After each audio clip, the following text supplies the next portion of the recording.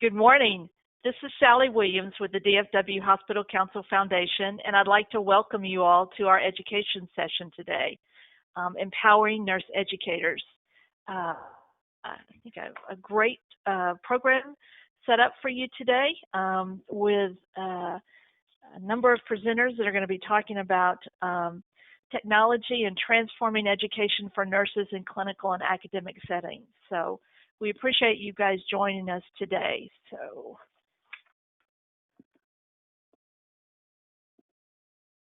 we'll go ahead and get started here. First thing I'd like to do is thank our event committee who helped us with the planning. You'll see their names listed here, included people from the academic and hospital settings for educators. Some information about how to get your CNEs at the end of these sessions. There will be a link to the evaluation that will be available on October 29th. It'll be on this website listed here. This has also been in all the communications we've sent out to you guys as well.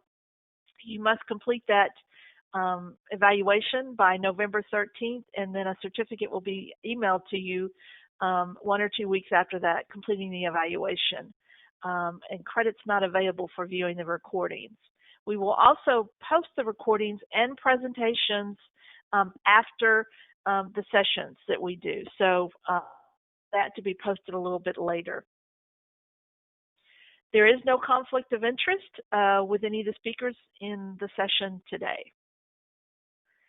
Questions, if you will hold those till the end of all the presentations, we'll do a question and answer period. If you can look on your panel, there should be a little arrow that says questions. If you will submit questions through that particular venue, then we will share those with our moderator, who will give them to our different presenters today and to address them. So please go ahead and ask your questions throughout the presentations today, and then we'll address them all at the very end. So our moderator for today is Dr. Virginia Chanley. She is a manager of clinical experience at JPS Health Network. She leads a team of coordinators and instructors that oversee all student programs, including nursing, allied health, medical students, and research within JPS that require clinical rotations for the completion of their degree. This also includes collaboration with the community and academic partners. She has a background in pediatric oncology, pediatric instruction, and a school nurse. Virginia has more than 30 years of educational and provider experience in healthcare, with the last 9 years in her present role at JPS, the Level 1 Trauma Center Adult Acute Care System in Fort Worth. Virginia has just completed her doctorate in nursing research at UTMB Galveston and successfully defended her dissertation research on October 1st. So congratulations, Dr. Chanley. So Dr. Chanley, I'm going to turn it over to you to get started and introduce our first presenters today. Thank you. I am honored to be your moderator today. Our first two presenters are from Methodist Hospital in Dallas. The first is Jerry Dugan. He's the Director of Organizational Effectiveness at the Methodist Health System, Dallas, Texas. There he directs a team of organizational effectiveness strategists and a learning management system administrator. His department is responsible for leadership development, orientation of new employees, distribution of annual education, and coaching and consulting with leaders for interventions that improve team effectiveness. Jerry earned his Bachelor of Science in Chemistry and Biology from the University of the Pacific, Stockton, California, and his Master of Science in Educational Technology from Texas A&M University, Corpus Christi, Texas. With many years of experience in learning program execution, orientation, educational consulting, and leadership coaching, Jerry is also media director, producer, and co-founder of Beyond the Rut podcasts, a weekly podcast syndicated with topics focused on inspiring listeners to overcome personal limitations and to find success. Tiny Chirimel is an MSN prepared registered nurse working as an nursing education specialist at Methodist Dallas Medical Center. As an education specialist, her major responsibilities are the competency checkoffs of general nursing skills for new hired nursing staff, coordinating and facilitating simulation sessions, in-service education, and leading various process improvement projects. Before relocating to Dallas, Texas, she worked as a full-time nursing faculty at Warwick Community College in Maryland. Working in the nursing field for about 25 years, she has held various nursing, administrative, and educator positions in various hospitals in 3 different countries: India, Saudi Arabia, and the US. Mostly these are in medical surgical nursing, especially those with postoperative patients. She completed her BSN in Kerala, India, and did her master's in education through the University of Phoenix after migrating to the US in 2007. And she is a certified medical surgical nurse. Jerry? Yes. I guess I'm up. All right, if we can go to the next slide. You're up. Woohoo! First, thank you all for letting me be on this panel and share the story of how Methodist Health System converted its general orientation or new employee orientation into an online experience. I want to just tell it to you as a story, and it's going to take about 7 to 8 minutes. So once upon a time, way back in the end of 2019, the start of 2020, we ran our hospital orientation, our general orientation, much like many other healthcare systems do. We have 4 hospitals that we supported and support, as well as a physician network and our corporate offices. And so we would bring on average about 40 to 50 new employees every week to our Dallas campus, our Methodist Dallas Hospital or Health Center. And we would provide a full day of orientation, everything from the culture of who we are, the history, mission, core values, just like anybody else, as well as knocking out those regulatory annual education pieces on day 1. If you go to the next slide. But then one day, something named COVID-19 popped up, and it forced us to make considerations such as no more than 10 people in a room at any given time, and they had to be physically distanced from each other, and they had to be masked up, gloved up. And as we were looking at those numbers, we realized that we don't have the space to split everybody up into multiple rooms and simulcast in there and monitor people. But then also, a shelter-in-place order came down, and so many of our new employees who have children, for example, or took care of loved ones, found themselves having to stay at home on their first day at work and couldn't come in on a day to do orientation. And so on top of that, because of the coronavirus impact, some of our subject matter experts were not available to do live presentations anymore because they were now on the floors doing tracer methodology and so on to help combat the spread of this disease. So we had to come up with a plan that allowed us to still continue to onboard new employees, but not put anybody at risk and leverage the technology that we had to make up for not having our presenters available. So if you go to the next slide. What we finally ended up with was a 1-day orientation. Everything was converted to an online computer-based module embedded in our learning management system. We utilized Mayer's 12 principles of multimedia learning, and we, in 4 days' time, went from a live in-person session to a computer-based training that the new employee could do from home and get paid for the full day and not put anybody at risk, including yourself. And so this is the journey that we went through. If you go to the next slide. To pull this off in 4 days, we had some new rules we had to play with, and that was we couldn't bring people together to do a live session consistently. So this had to be 100% what's called asynchronous, or do it at your own pace. Yet at the same time, we had to have this done still on the first day. So by the end of the day on Monday, Orientation Monday, you had to be completed with these topics as well.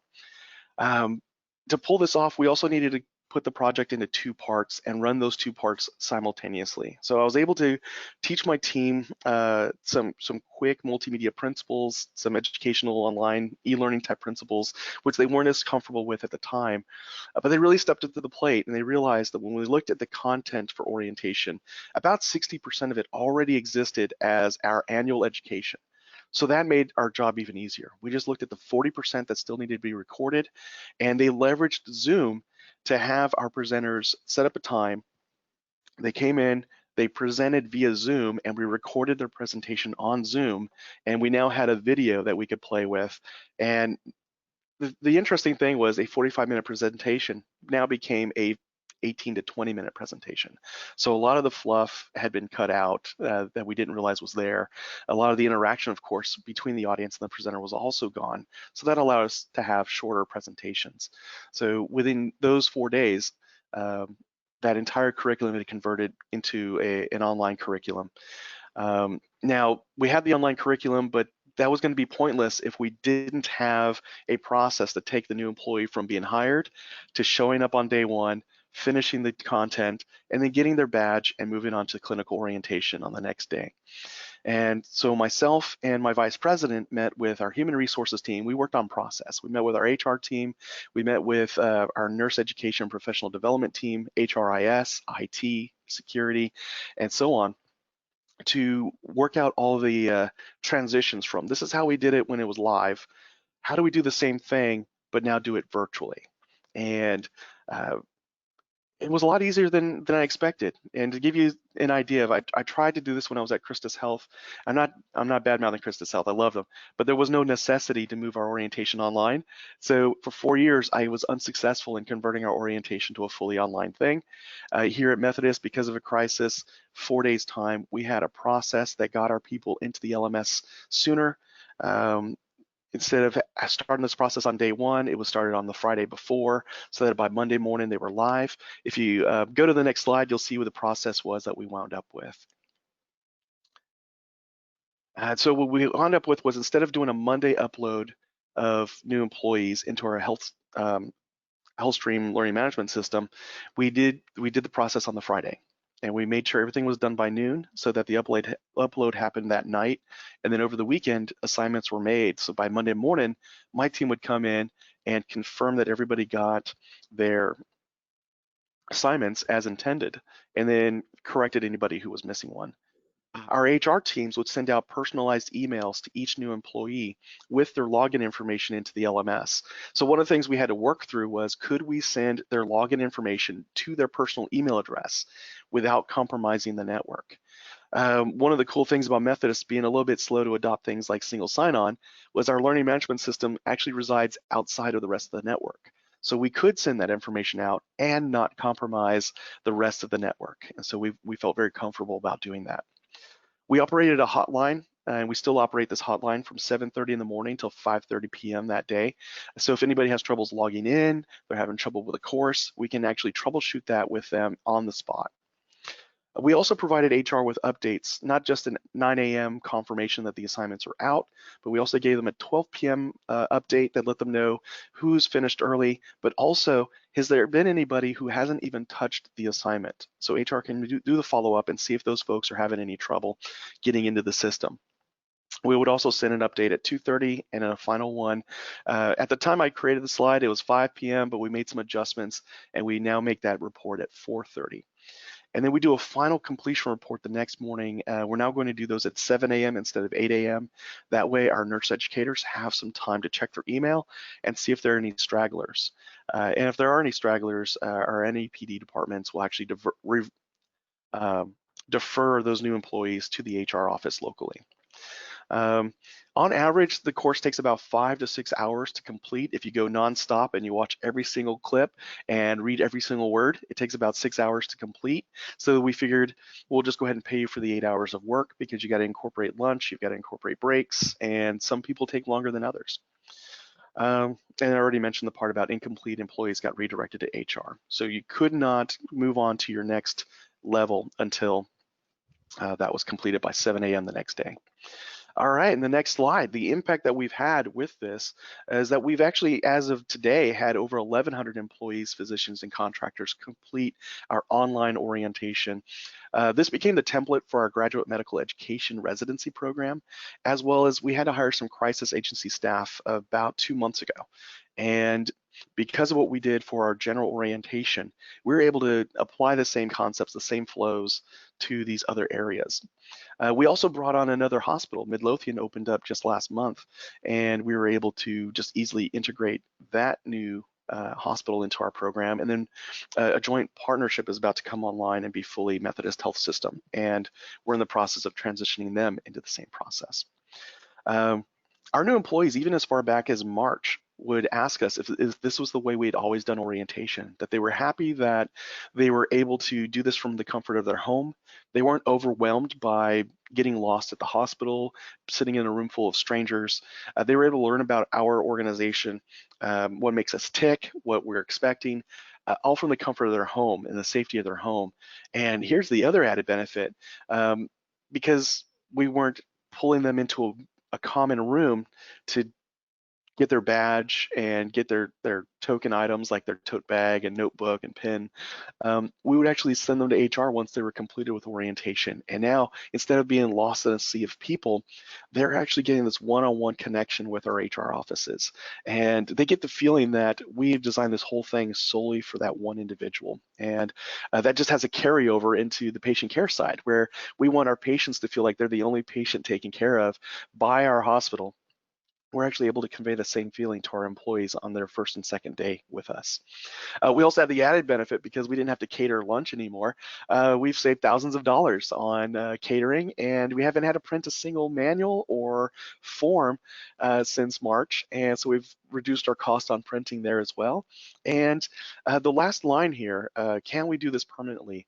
That has actually come from our naysayers when we first rolled this out back in March, that they were adamant to let us know this is just a temporary thing. We're going to go back to face-to-face training as soon as this coronavirus thing lifts. Be prepared to do that. Don't get too attached to this online learning thing. Well, those same folks in HR leadership and senior leadership have been asking me the last couple of months, hey, Jerry, have we made the decision to make this permanent? And me fearing that we're going to start this argument about, yes, we are, no, we aren't. These leaders actually follow up with, I'd like for us to do this permanently, because for these reasons. And they would just list the benefits I just laid out for you, the reduced costs, the personal touch that happens on the first day or two, just how much easier it has been for them, and the joy that our new employees have as they go through this experience. So that is, in a nutshell, our 4-day conversion from a live face-to-face training to a very engaging, recorded online orientation that's done self-paced, all done and due within the first day of somebody's employment, and our process of getting them onboarded a day earlier, and the personal touch of come in and get your badge and your other materials once you've completed. I'm going to hand you off now to Tiny. Take it away.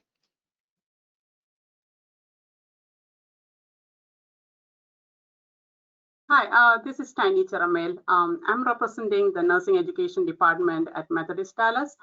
And our department was unfortunately not accepted from this COVID situation. We got affected also. So our department had some challenges, and we had to step up and make modifications in mainly the clinical orientation for the new hires who are clinical staff. As Jerry Dugan explained, on the first day, all new hire staff gets the virtual hospital orientation. But after the first day, all clinical staff are required to come to the campus in person for the clinical orientation from Tuesday to Friday. During this time, every new hire are required to wear a face mask, get screened, and their temperature checked before they come to the education department. In the department, We take all measures to keep all our staff, including our trainees, safe. We rearranged our classroom settings to maintain social distancing, used frequent hand sanitizing, and every person is instructed to keep the face mask on all the time. As you all know, this pandemic situation brought more sick patients to the hospital, and the surge of COVID patients required more nursing staff to take care of the patients. So our nursing education department was challenged to onboard more clinical nursing staff to meet the demand. We worked closely with various departments, including the infection prevention team, to make modifications in the new hire onboarding process and help to provide adequate trained staffing to the hospital in this critical time. In the midst of all these challenges of in-person training and onboarding new hire staff, we had to change our routine orientation process to do fast-track onboarding of the agency nurses to meet the urgent need of the nursing units. Even we had to cross-train many non-nursing ancillary staff to help the nursing units during this hard time, which required development of new curriculum for cross-training because we didn't have that one before. Next slide, please. Our clinical orientation usually includes multiple sessions, some in classroom settings and some one-on-one interactions. The sessions are skills checkoff in groups, individual competency skills checkoffs, EPIC training, online modules, and a couple of proctored computer-based tests. In classroom sessions, in order to maintain social distancing, we rearrange the seating in the classroom 6 feet apart, and everyone in the classroom requires to keep the face mask on, covering their nose and mouth all the time. We also made sure that we cleaned and sanitized the classroom furniture before and after each class. About the group skills, we did some of the skills as a group which required group activities such as role play, simulation, etc. To avoid any close contact, we had to modify the way we did group skills. We used various learning modalities to augment the group skills. To name some modifications, for example, to check off restraint checkoff, we used to do it as a group, but then we had to buy more supplies of restraints to provide each staff an individual piece of supply to practice skills on their own without being in close contact with anyone else. Next is individual skills checkoff. Checking off skills competency is an integral part of the nursing orientation. Certain skills have to be checked off individually, and it requires both educator and the staff standing close by. It is a challenge to keep social distancing during individual skills checkoff. So both parties wore the mask all the time and used the hand sanitizers diligently. We also had EPIC training, and they were required to be sitting in the computer labs. And because of pandemic and social distancing, we are able to use only 50% of the computers we have in the computer labs. Staff are seated 6 feet apart, and they're required to keep their face mask on all the time while completing the online modules. Hand sanitizers are provided in all common areas. So moving on to the next slide. In addition to all these changes in the physical settings, we also tried some alternative education delivery modes. We started providing live classes through Zoom and also online classes for the routine education topics we usually do training here. Instead of classroom lectures or instructions, we developed instructional videos using various platforms to provide skills demonstration. One of the platforms we used is the Beyond Video, or also known as Go Animate Video. These are the animated videos which helps to keep the audience engaged and interactive. So we use these videos to do the skills demonstration. Another innovative idea we used during this time for education on the nursing units is a breaking out game. I'm not sure whether any other hospital is using that. It's usually used in the middle schools to teach math to the middle schoolers. We adopted this game and developed it to be used to teach nursing concepts or patient safety topics to nurses. This game uses the concept of escape room, but without using a room. So we used a card, as you can see in the picture, the bottom picture there. We used a card with the drawers to hide the tips and clues in locked bags hidden in the drawers. The participants will be able to answer series of puzzles or quizzes and get into that each locked drawers, and then at the end they break out of the task. So while doing that, they will be able to answer the safety, patient safety issue questions, and they will be learning themselves while having fun. Our nursing education department have been functioning at 100% capacity throughout the pandemic and doing all the in-person trainings, including nursing students orientation. We have a great team of educators in our department who are very adaptive and creative during this time. Thank you.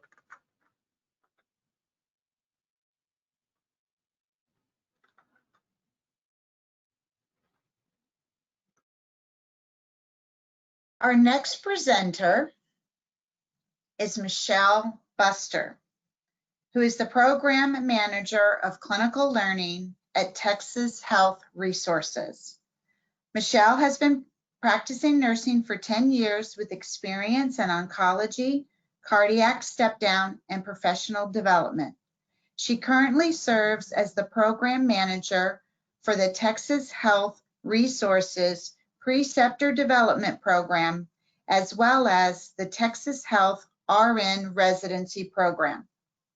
Michelle received her Master of Science in Nursing from Sacred Heart University in 2014 and is currently a doctoral student at Aspen University. She is certified by the American Nurses Credentialing Center in Medical Surgical Nursing. Michelle has co-authored publications and lectured on both preceptor and residency topics. She is a professional member of the Association for Nursing Professional Development. Let me turn it over to Michelle. Hi, good morning. Thank you for that introduction. And thank you for inviting me to share about how Texas Health transformed our instructor-led preceptor development program from in-person to virtual at all 15 of our acute care hospitals. So on the next slide, I'd like to share with you what my objectives are for my presentation this morning. First, I want to share how the preceptor development program course curriculum was actually developed. And then I'd like to talk a little bit about the transformation strategies of how we move from in-person to the virtual environment. And then at the end, I'd like to discuss some of our future implications for going virtual. So on the next slide, you'll see that we had originally developed a new preceptor course curriculum that was initiated in April of 2019. We did the systematic literature review and looked at all of our preceptor best practices, and we also conducted an interprofessional focus group of representatives across the system, asking them for their feedback on the current preceptor program. And what we came up with is we wanted to make sure that our new curriculum had an increased emphasis on adult learning principles, to include things like case studies, flipped classroom, role play.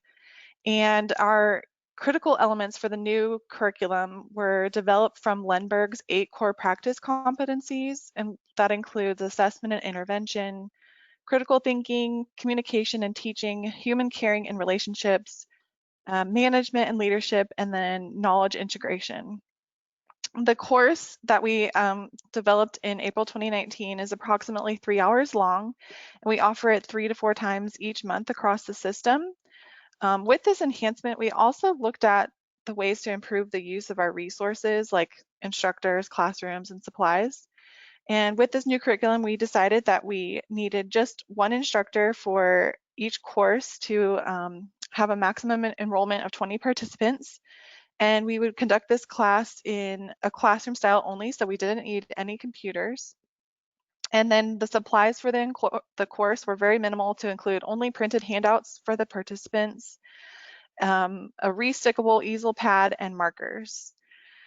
So at this time, we also made the entire application process electronic, which has been a huge satisfier for the participants, their leaders, and then also for our educators.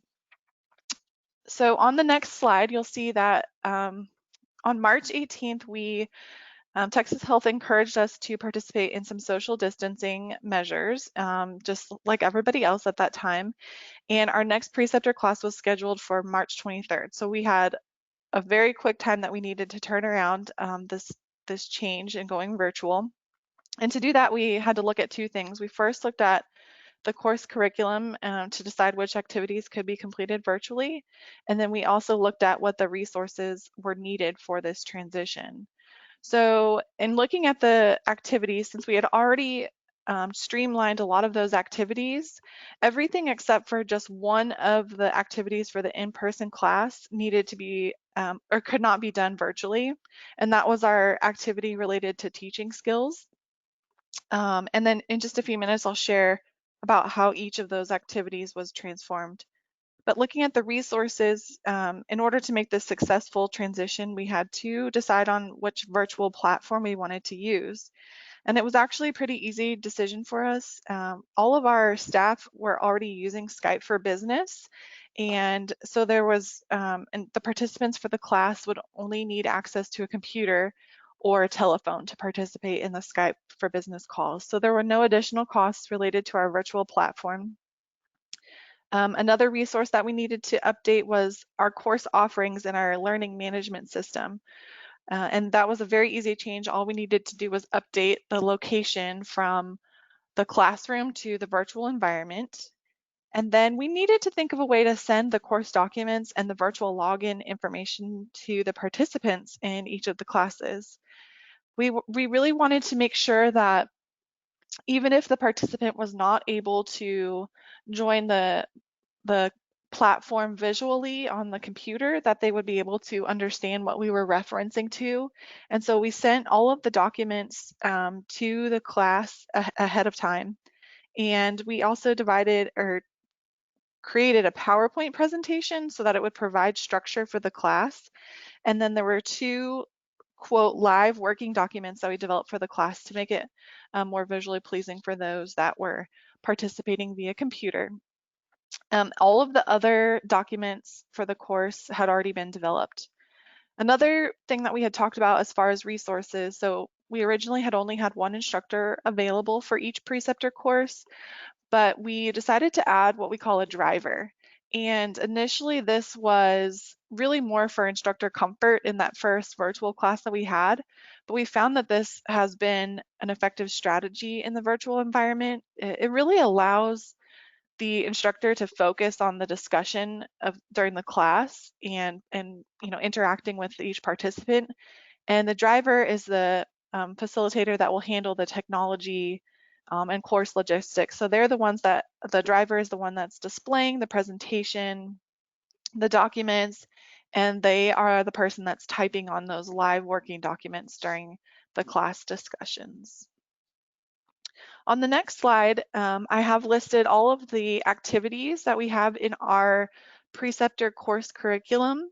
And so with each of these, I'll share with what we were doing in the in-person class and then now what we were doing in the virtual environment. We start the class with introductions and a reflection of past experiences. And this is normally done as a group discussion. So we've continued to do that as a group discussion, and what we found is that this is actually a really great icebreaker for the participants that are new to their virtual environment. And at this point, it also gives us a chance to quickly work out some of those technology kinks like, oh, I can't hear you, or don't forget to put yourself on mute, those types of things. This first activity also really encourages participation, and for the driver, it's actually a really great way for us to take attendance. The next activity that we have is the role of the preceptor, and this is one of the activities that was normally transcribed onto one of those restickable easel pad papers, but now it's one of the documents that we have, the live documents, that's shared via the virtual platform, and as participants are sharing their suggestions for the role of the preceptor, the driver is adding that to the document. We have a couple case scenarios that we go over in the class, and those were in the live class, those were done as partnered activities, but now we just share the case study on the platform and we discuss as a group. Our next activity is learning styles, and in the regular class, we have the participants complete their personal learning style assessment during the class time. But now in the virtual environment, we have asked the participants to complete it before they come to class. And we do this, actually, this is about halfway through the course curriculum. And we use this as a halfway checkpoint to make sure that everyone's still on the call and that we're encouraging participation at this point. So we ask each person, hey, what's your learning style? And then we talk about different resources and learning strategies for each learning style. And this was another activity that we did on the easel paper, but is now on the live document in the virtual platform. So the feedback and input from the participants is added to that live document by the course driver.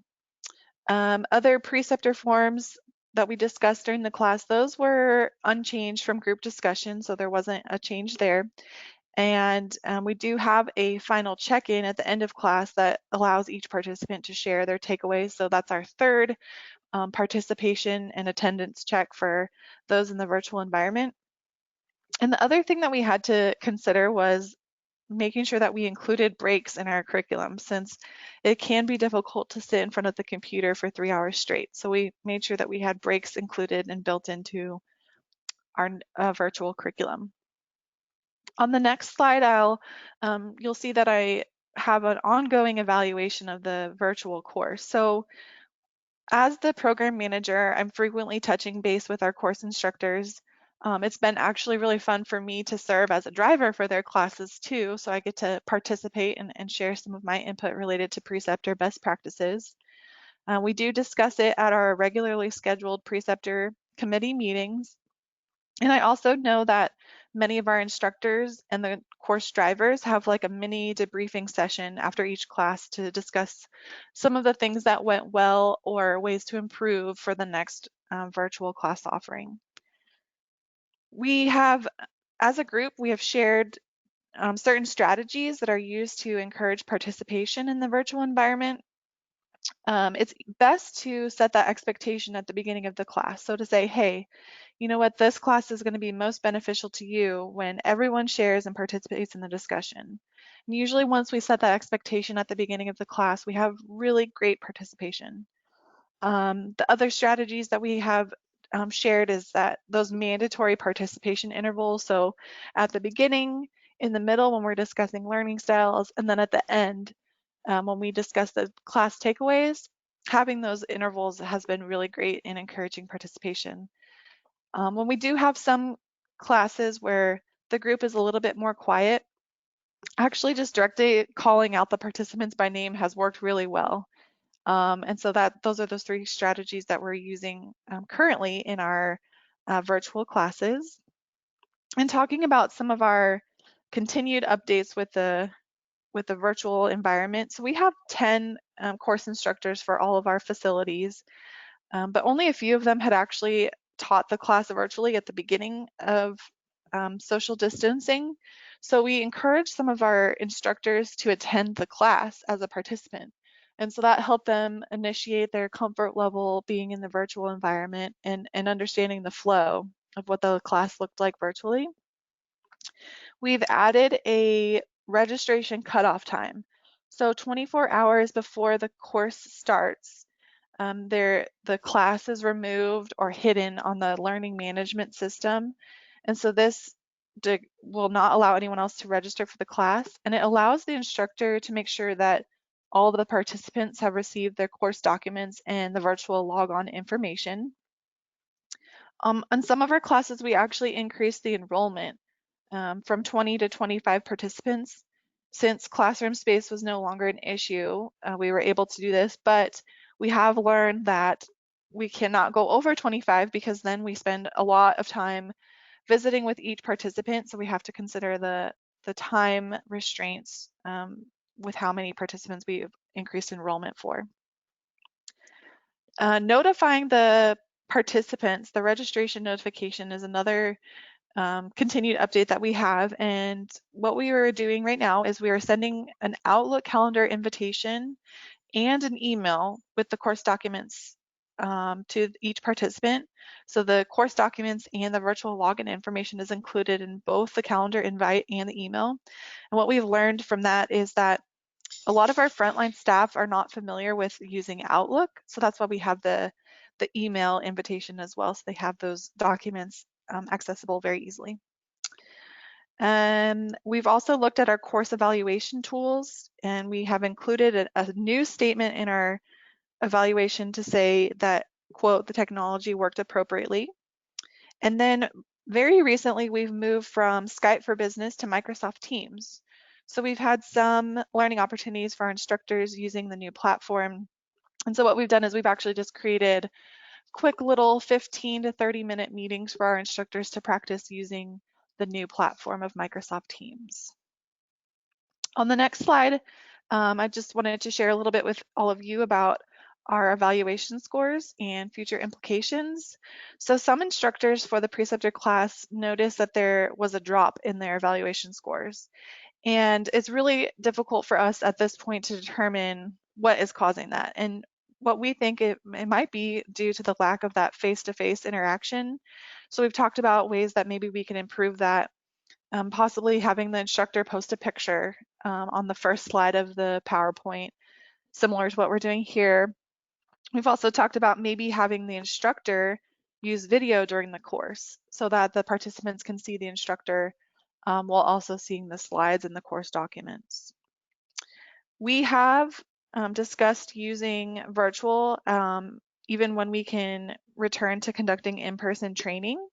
And the preceptor committee, we've talked about keeping this as an option maybe 1 or 2 times a month for all of our course offerings.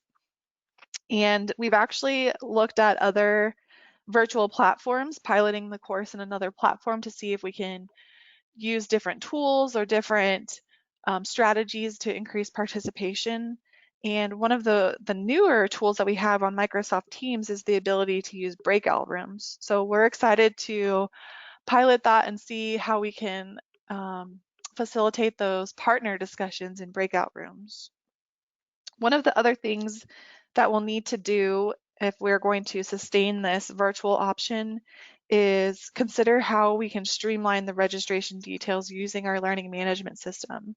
Since it is very labor intensive now for us to create the Outlook calendar invite and the emails, it would be really cool if we could actually build our course documents and the login information into the course registration. So we do have an opportunity there to explore with our learning management system partners on how we can streamline the registration details. So that's very quickly how we changed our course from in-person to virtual. And thank you for allowing me to share our story. And I'm looking forward to the question and answer session at the end of all these presentations. Thank you, Michelle. Our next presenter is Chris Rouget. He serves as the Director of Clinical Education and Professional Practice Critical Care for HCA North Texas Division Medical City Healthcare. His track record of promoting clinical excellence and professional growth in nursing colleagues has developed through his role as clinical educator, house supervisor, and bedside nurse across Texas. In addition to his division-level role, he also serves as Market Director of Clinical Education for Medical City Fort Worth and Medical City Weatherford. Chris earned a Bachelor of Science in Nursing from McMurray University in Abilene, Texas, and founded the West Texas chapter of the American Assembly for Men in Nursing. In 2020, Chris completed an MSN in Nursing Administration at the University of Texas, Arlington. Chris's nursing philosophy centers around compassion, dignity, communication, and service that exceeds expectations. His 15 years of experience in customer service, legal compliance, and small business ownership has helped shape his approach to the business of professional nursing. Let me turn it over to Chris. Good morning. Thank you for that introduction. So I'm going to be talking to you all about how our organization prepared a large influx of contract labor or travel nurses very quickly to enter the critical care environment. So part of our organization's response to the COVID-19 pandemic, of course, we were asked to do many things to better prepare our workforce, specifically with registered nurses in the critical care setting. So this actually included onboarding more than 200 travel nurses at one time to be deployed across our 16 hospitals in North Texas as quickly and as safely as possible. And this meant leveraging technology in innovative ways in this new era of social distancing and virtual learning. So just for about the next 10 minutes, I want to cover some of the key considerations in our strategy that helped us realize success in new ways as we meet the needs of our communities. Next slide, please. My hope in sharing this information with you all is that you can take away some of these key elements from our strategy and apply those to your own planning initiatives in workforce development, so that if and when you're faced with the challenge of preparing a large workforce for a specialized area, of course, there's many factors to consider that are important, but these are some that we chose to focus on and we found helped us meet our objectives. Next slide. Of course, we keep our mission, vision, our values, and our unique patient promise central to all of our strategic planning, at the heart of every new initiative and implementation of every new process. And I encourage you to do that same thing with your organization's mission, vision, and values as well. Next slide. COVID-19 and staffing challenges is definitely something most every nurse leader, every healthcare leader, every hospital leader is very familiar with by now. And we needed to get these travelers into our ICUs. We needed to do it quickly, and there was a lot of them, but we couldn't just decide to cut corners or ignore the need to assess their competency to safely provide care. So we needed a plan that accomplished the objective quickly and safely. One of the challenges that we identified early on was that the hospitals and the units with the greatest need for this contract labor force changed. You know, one week it's our largest facility in one county, and then the smallest facility in another county, and then that could switch the next week. So we knew right away that the way that we assessed competency needed to be good enough to stand up and work in all of our facilities, so that we weren't having to start the process over every time we redeployed that contract labor nurse to another hospital. So we needed it to be standardized. Next slide, please. One of the key strengths in that strategy that allowed us to do this rapidly and onboard this many colleagues quickly and get them to where they could take an independent patient assignment was actually through communication with our senior stakeholders. And I'm not just talking about nursing. Our senior leaders in finance and operations were actually all included in communications about the plan early on. And the beautiful part about having all of those decision makers and stakeholders included at the same table meant that the team able to identify potential barriers to the strategy across every category of operations. So those were identified and many of them resolved before they could actually slow us or slow these travel nurses down. So the step of identifying who are those stakeholders and how can we best include them in the discussion, that step should not be overlooked and should not be cut short. Next slide, please. So we needed the travel nurses, of course, to hit the ground running as much as possible. And one of the key aspects of preparing them was actually in the pre-work or the upfront work. So by partnering with the staffing agency that was assigning the travel nurses, we were able to arrange for those assignments of computer-based learning modules before they arrived in the facility. So you can imagine a lot of these travel nurses were actually working a full-time assignment elsewhere, either in Texas or across the United States. Then on their day off, they would actually log in and work for us rather than waiting until their other assignment elsewhere had come to an end. So by the time they arrived in our facilities, their prerequisite compliance education and training was actually already complete. So this was a critical step for us, was having that partnership in place with the staffing agency. So if you don't have an agreement like that in place with the agencies that serve your organization, I implore you to pursue one as soon as possible. Next slide, please. We're also really able to benefit from the structure of our division on this one. Our centralized education model meant that we could quickly standardize and work from one essentials competency checklist that was actually adaptable across all of our facilities. And our division level C&O council meant that we had the lead decision maker in nursing from all of our facilities at the same table all at once. So they were able to quickly come to an agreement. And I think they were able to come to an agreement quickly because of our shared values, mission, and vision. Now, essentially, what I asked for was for every facility to actually let go of the initial competency checklist that they had in place. Some of them had spent years curating these lists and analyzing these initial competency checklists with the support of their clinical educators, their quality and risk partners, nurse managers, and some of the CNOs themselves.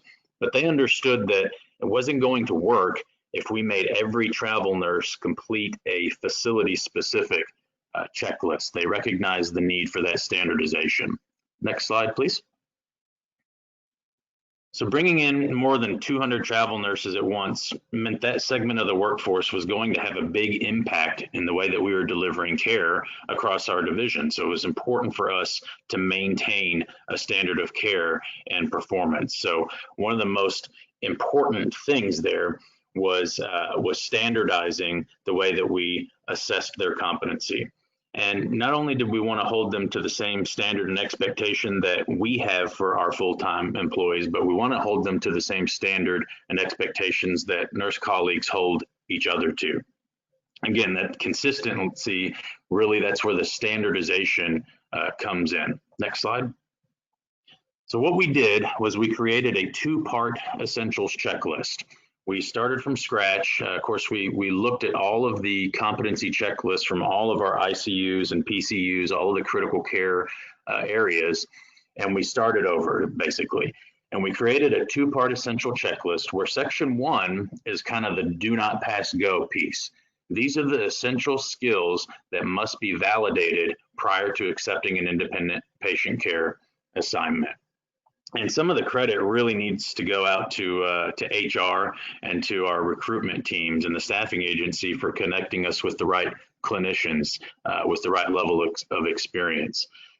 Some of the more experienced veteran ICU nurses, these travelers, were done with section 1 before their lunch break on day 1, and others needed some additional time or even an additional shift and beyond to complete section 1.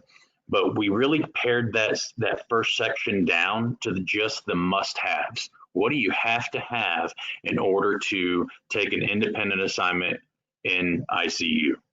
Next slide, please. And this is just a snippet here of what that section 1 checklist looked like. So these are the basic things that you'd see in every ICU. I need you to be able to manage an ART line, and I need you to be able to safely take care of a central line in a way that's going to prevent CLABSI and safely administer medication. Can you interpret ABGs? Things that are going to be applicable in every ICU and really that you need to have in place for your kind of quote unquote standard issue ICU patient. Next slide, please. So section 2 is where the more specialized skills come in. These are things I want an ICU travel nurse to be able to do eventually, but I don't have to have this be a barrier to them accepting an independent patient assignment. Would I like my travel nurse to be able to take care of a balloon pump patient? Absolutely, very helpful. But on day 1, I don't need to prevent them from taking an independent assignment of 2 sepsis patients, for example, because they haven't yet been validated on the balloon pump. What I do need, though, is before I validate them on that skill, they should not be taking a patient of that modality. So our section 2 specialized list says, You cannot provide this type of care or perform this skill until validated. But if you've completed section 1, you can take independent patient assignment in ICU as long as these particular skills are not being performed, or when you do perform it, you're first validated by a preceptor. Next slide, please. And here's just a screenshot of what that more specialized section 2 can look like. So we've got ICP monitoring, some of the more advanced management of invasive lines, or neuro drains. Some of the the neurosurgical drain management can be a little bit more advanced, but I don't need to prevent, if we haven't validated somebody on neuro drains, I don't need them to refrain from taking that standard issue patient assignment in ICU or PCU. Next slide, please. So in a way, it really became more about what we didn't do versus what we did do. So we resisted the temptation to, adapt every single facility's competency checklist and make the traveler complete a new one every time they went to one of our hospitals. We pared it down to this essentials list. Like I said, that meant for some of our stakeholders having to let go of that very carefully curated initial competency checklist. But you've probably all seen one of these initial checklists that's just very, very long. It's 50 pages long, and it has every single skill you could imagine a critical care nurse needing to be checked off on. And while we do want them to be well-rounded and have the complete package and validate them on every ICU skill, I don't have to have them validated on every ICU skill before quickly putting them to work in the area of greatest need. So technology was really a critical piece in this, because we were able to use our computer-based learning delivery system like HealthStream, or some of you have MyTalent or My Learning systems and things of that nature. So that's a critical element in being able to assign that pre-work and have as much of it done as possible, so your contract labor workforce can hit the ground running. So if you don't have that in place, your organization will want to pursue getting that in place as soon as possible. And again, I want to highlight the importance of the shared values and standards of care. That paired with our division level councils and that centralized meeting is really what made it possible for us to let go of those facility specific requirements and agree on this standardized approach across the division. And that's really where the strengths in our plan helped us realize success. So thank you for listening. And with that, I'll hand it off to the next presenter.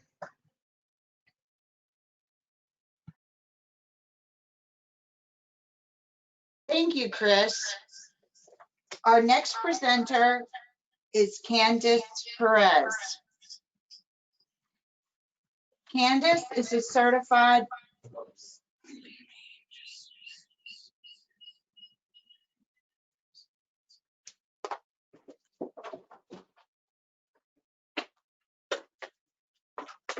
sorry about that, I was echoing a little bit. Is a certified inpatient obstetric nurse with a Doctor of Nursing Practice in Nursing Leadership from the University of Nevada, Las Vegas. She is presently the Level 1 Coordinator and full-time Clinical Assistant Professor at Baylor University, Louise Harrington School of Nursing, Dallas, Texas. Her teaching responsibilities include instructing students through lecture, lab, and clinical settings at the undergraduate level. Her professional nursing background is primarily in obstetric and women's health nursing, including many years of professional experience working on the labor and delivery and mother-baby units at Parkland Hospital and Texas Health Presbyterian Allen. Dr. Perez is very involved in giving back through professional societies and community activities, and was a D Magazine 2019 Excellence in Nursing Award recipient. Dr. Perez. Thank you, Virginia. Good morning, everybody, and thank you so much for having me. We're going to talk about facilitating an online learning environment. Slide, please.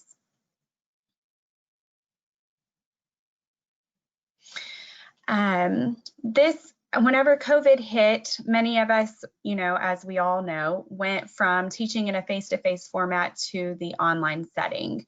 And a lot, including myself and many of my colleagues and people who are working in the hospital settings, we all kind of looked at each other thinking, what does that look like? How are we going to continue providing a good format for learning for our students? So that's what this presentation is going to kind of give you some information about. So we'll describe concerns about online teaching and learning. I'll talk about establishing a presence as an instructor, how to encourage learner engagement between the students and the instructors and foster a sense of community. We'll talk about strategies to capture and hold attention in the online environment, and then we'll talk about creating the online learning experience in innovative ways. Slide, please. So first we'll cover online learning myths and kind of debunk them. A lot of people think that whenever you're learning in the online setting, the quality is not the same, and that's really not the case. Last spring, whenever we had about a week or two to turn face-to-face courses into the online format, many people in the academic settings, elementary schools, high schools, and hospitals, we all kind of were thrown into the fire. And so as we kind of have had time to breathe and make our courses look a little bit better, it's just not the case. And also online courses are still subject to the same review process as our brick and mortar programs and courses.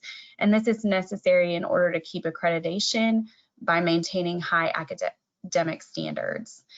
Many people believe that students don't receive a hands-on experience, but this is really not the case. If a student is truly engaged in their online courses, they will actually benefit from more interaction with faculty members and other online students. They're able to participate in discussion forums, whereas in the traditional classroom setting, there may not be sufficient time for every student to be heard when they're discussing a particular topic. Time with the instructors. Online learning does not hinder students from forming relationships with each other or with their instructors. Students and teachers can and should really be in closer contact through an online environment than in a face-to-face one. And oftentimes the experience ends up being a lot more richer. The online learning environment forces participation again, whereas in the face-to-face setting, it's easier for students to kind of sit back and have limited participation. They also are able to form a good sense of community. Online groups can be created within online courses where students can collaborate, they can collaborate on projects and share ideas. In a moderated online forum where everyone has to participate, students will get a better feel for who their classmates are than in a lecture hall where only a few students would speak up. And then we come to the myth that online students are more likely to cheat. With higher education institutions moving quickly into remote learning during the ongoing pandemic, issues of academic integrity rose to the forefront of many educators' minds. In May of 2020, the Wiley Network asked 789 instructors about their experiences and found that 54% had not taught online prior to the pandemic, which forced them to shift to remote learning. So as we all know, the learning environment for instructors and students changed dramatically, and we experienced a host of challenges which emerged as a result to the move. In another survey, also conducted by Wiley, a full 93% of instructors believe that students were more likely to cheat online than in person. So with the 72% of instructors now using technology to deliver exams, quizzes, or assessments, this problem appeared to be more pronounced than ever in light of COVID. However, if you look at the data, this may not really be the case. And this was data that was collected prior to the COVID crisis. There was a study that was completed by Watson and Sotile, and it looked at students self-reporting cheating. Out of 635 undergraduate and grad students, 32.1% admitted to cheating, in face-to-face courses, while 32.7 admitted to cheating in an online course. So those numbers are pretty much the same. In another study that was completed by Beck, the investigators utilized indicators such as GPA, class rank, and they predicted actual exam scores. They concluded that online students were no more likely to cheat on exams than those in face-to-face or blended environments as well. So all of this to say, if a student is going to cheat, they're just as likely to cheat in an online course as they would in a face-to-face setting. Slide, please.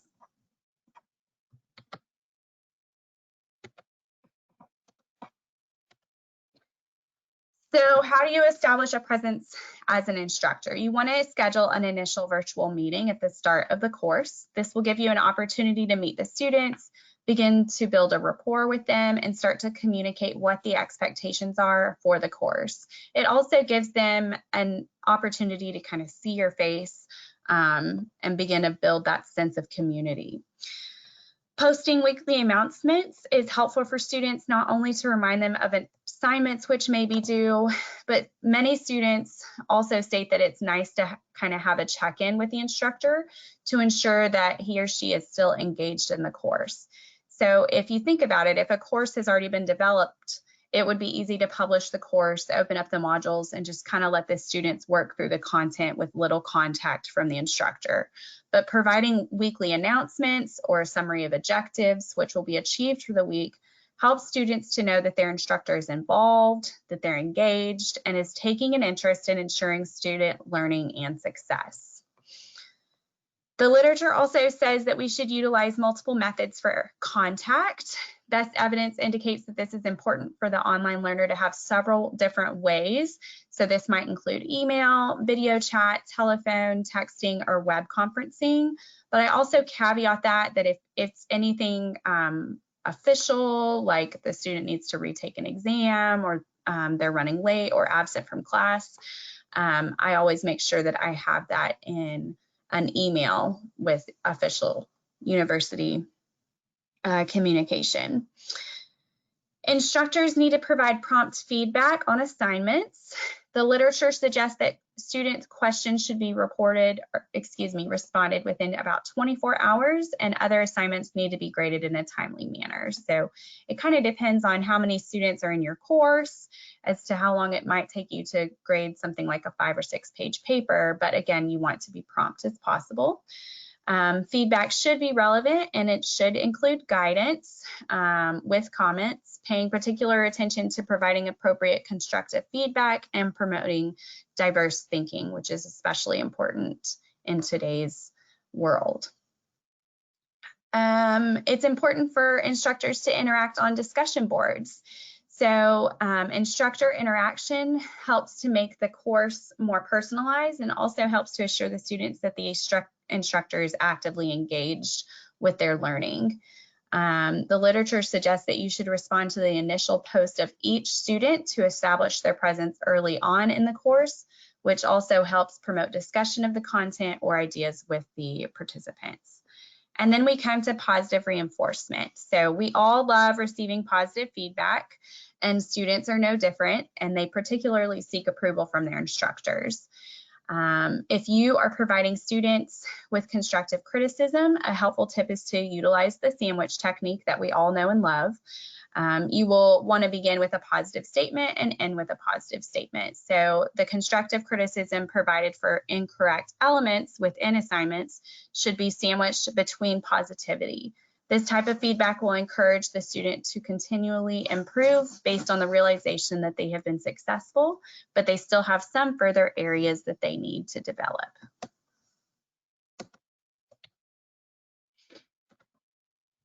So in terms of encouraging community engagement, utilize innovative introduction methods. So you could encourage students to create a video, make it personal. You could give them a list of questions. One of my favorite questions to ask is, tell me a boring statement about you, like I had Cheerios for breakfast or something like that.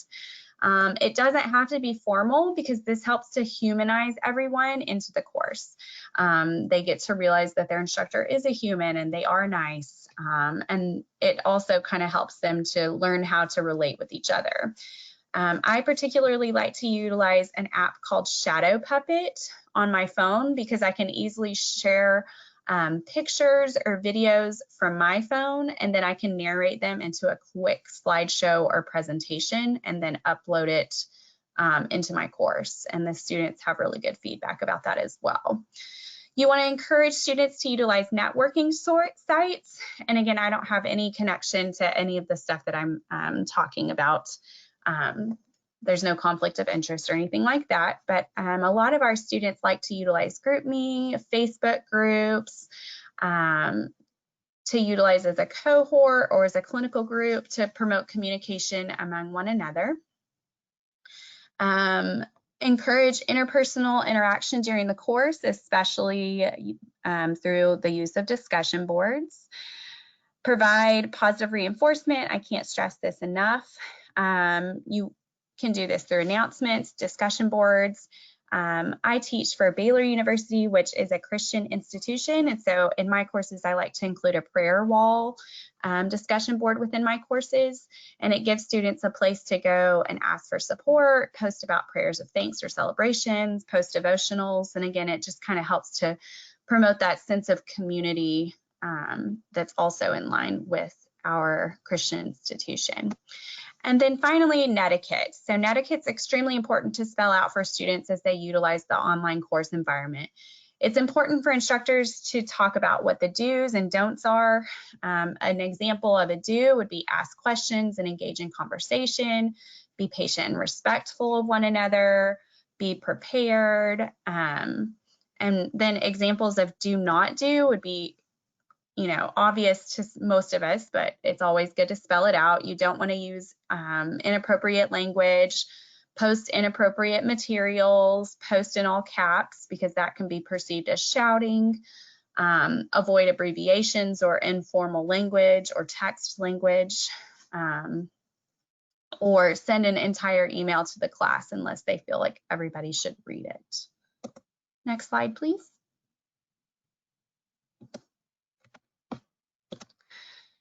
So capturing the learner's attention, the next two slides are about that. So the literature suggests that you should take a break every hour, especially during a long synchronous online session or even during recorded lectures, which you're going to post to online course modules.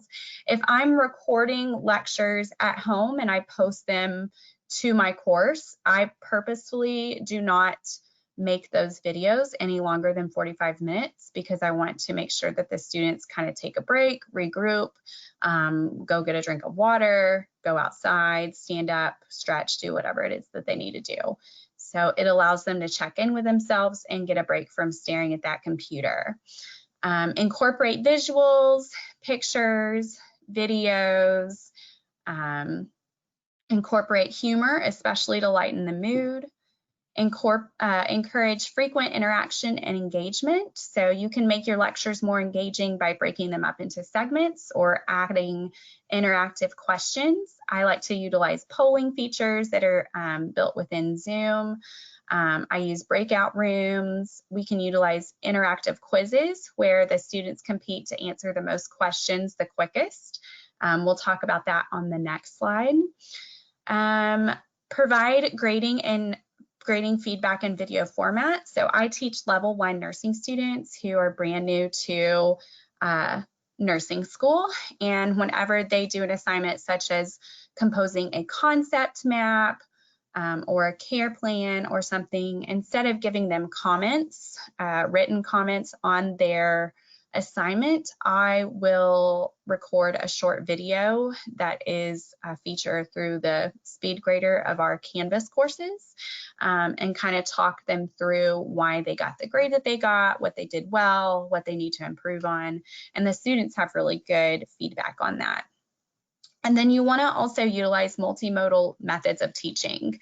You can branch out beyond those video lectures by creating virtual worlds, interactive images. I love using word clouds in my lectures, e-tutorials, and I mean, the possibilities are endless, especially in today's world. Next slide, please. So I just wanted to give you guys a few examples of innovative learning experiences that you can kind of implement into your courses or even implement into your online delivery of orientations and whatnot in the hospital environment. So we are all familiar with the web conferencing platforms. You have Zoom, WebEx, Teams, and you want to utilize these. I mean, if you're going to be using your synchronous sessions, students have an opportunity to interact with content by encouraging engagement to support learning, and it holds them accountable for the content that's being delivered. So during synchronous classroom sessions, you can ask students to respond to a question through polling. You can have them solve a problem. They can break out into groups and work on a quiz together, or even work on a simulated activity in a breakout room, promoting something such as therapeutic communication, or I'm a labor nurse, so what would be the different things that you would do if your patient had a postpartum hemorrhage or something like that. Kahoot is something that I love. They combine learning through play. It's a fun and social way to learn. So students can take quizzes together and compete to get on a podium through a point system.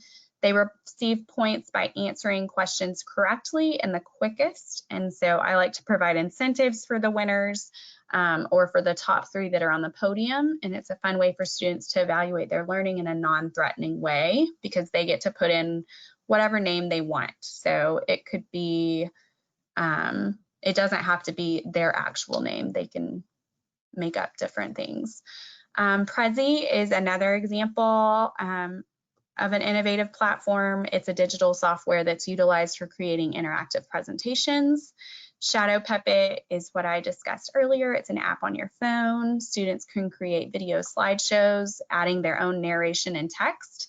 Videos can be up to 30 minutes long, and they can include up to 100 images, and it is free. Explain Everything is all about interaction in a virtual environment. It allows students and teachers to collaborate on an interactive whiteboard, as does EDU Creations and Padlet. I particularly enjoy Padlet. It's a digital pin board that allows everybody to contribute by pinning different images, videos, text files, links, and more. You can customize the background to what you want it to look like. It can look like a grid or a stream or a timeline. And a way that you could utilize that would be to pose a question to students, like, tell me an example of a time whenever you had a difficult patient. And so they could answer the question by pinning it to the board. They could share videos, links, pictures, and it's a fun way to kind of utilize a group discussion without the traditional discussion board setup. Slide. All right, so here are my references. There's 2 slides of references. Thank you guys so much. And if you have any questions, please don't hesitate to contact me. Thank you. Thank you, Dr. Perez. Our next presenter is Alex Clackman. She is the System Education Specialist for Critical Care for Texas Health Resources University, an educator for the Critical Care and Invasive Cardiac Services at Texas Health Presbyterian Hospital of Dallas. Alex was the first person globally to lead the implementation of the American Heart Association's innovative resuscitation quality improvement program. In her spare time, Alex is adjunct faculty for Western Governors University, teaching pre-licensure students in the simulation laboratory. She has been a presenter at multiple local, state, national, and international conferences, and also a national presenter for Med Ed seminars, and travels frequently teaching courses in care of cardiac patients, CCRN review courses, and cardiac vascular registered nurse exam review courses. Currently, she is a PhD candidate at the University of Texas at Arlington, where her research interest includes obese patients and cardiac arrest. She has been honored as a Great 100 Nurse of Dallas-Fort Worth and was the 2016 winner of the D Magazine Award for Excellence in Nursing Education. Alex? Good morning. I'd first like to start off by thanking Sally and the DFW Hospital Council Foundation for allowing me to present today. It's an honor, and good morning to everyone that's participating virtually today. My first presentation this morning is going to focus on moving new hire employees from EKG testing on a pass-fail basis to ensuring EKG competence using a novel amplifier cognitive e-learning platform. Next slide, please.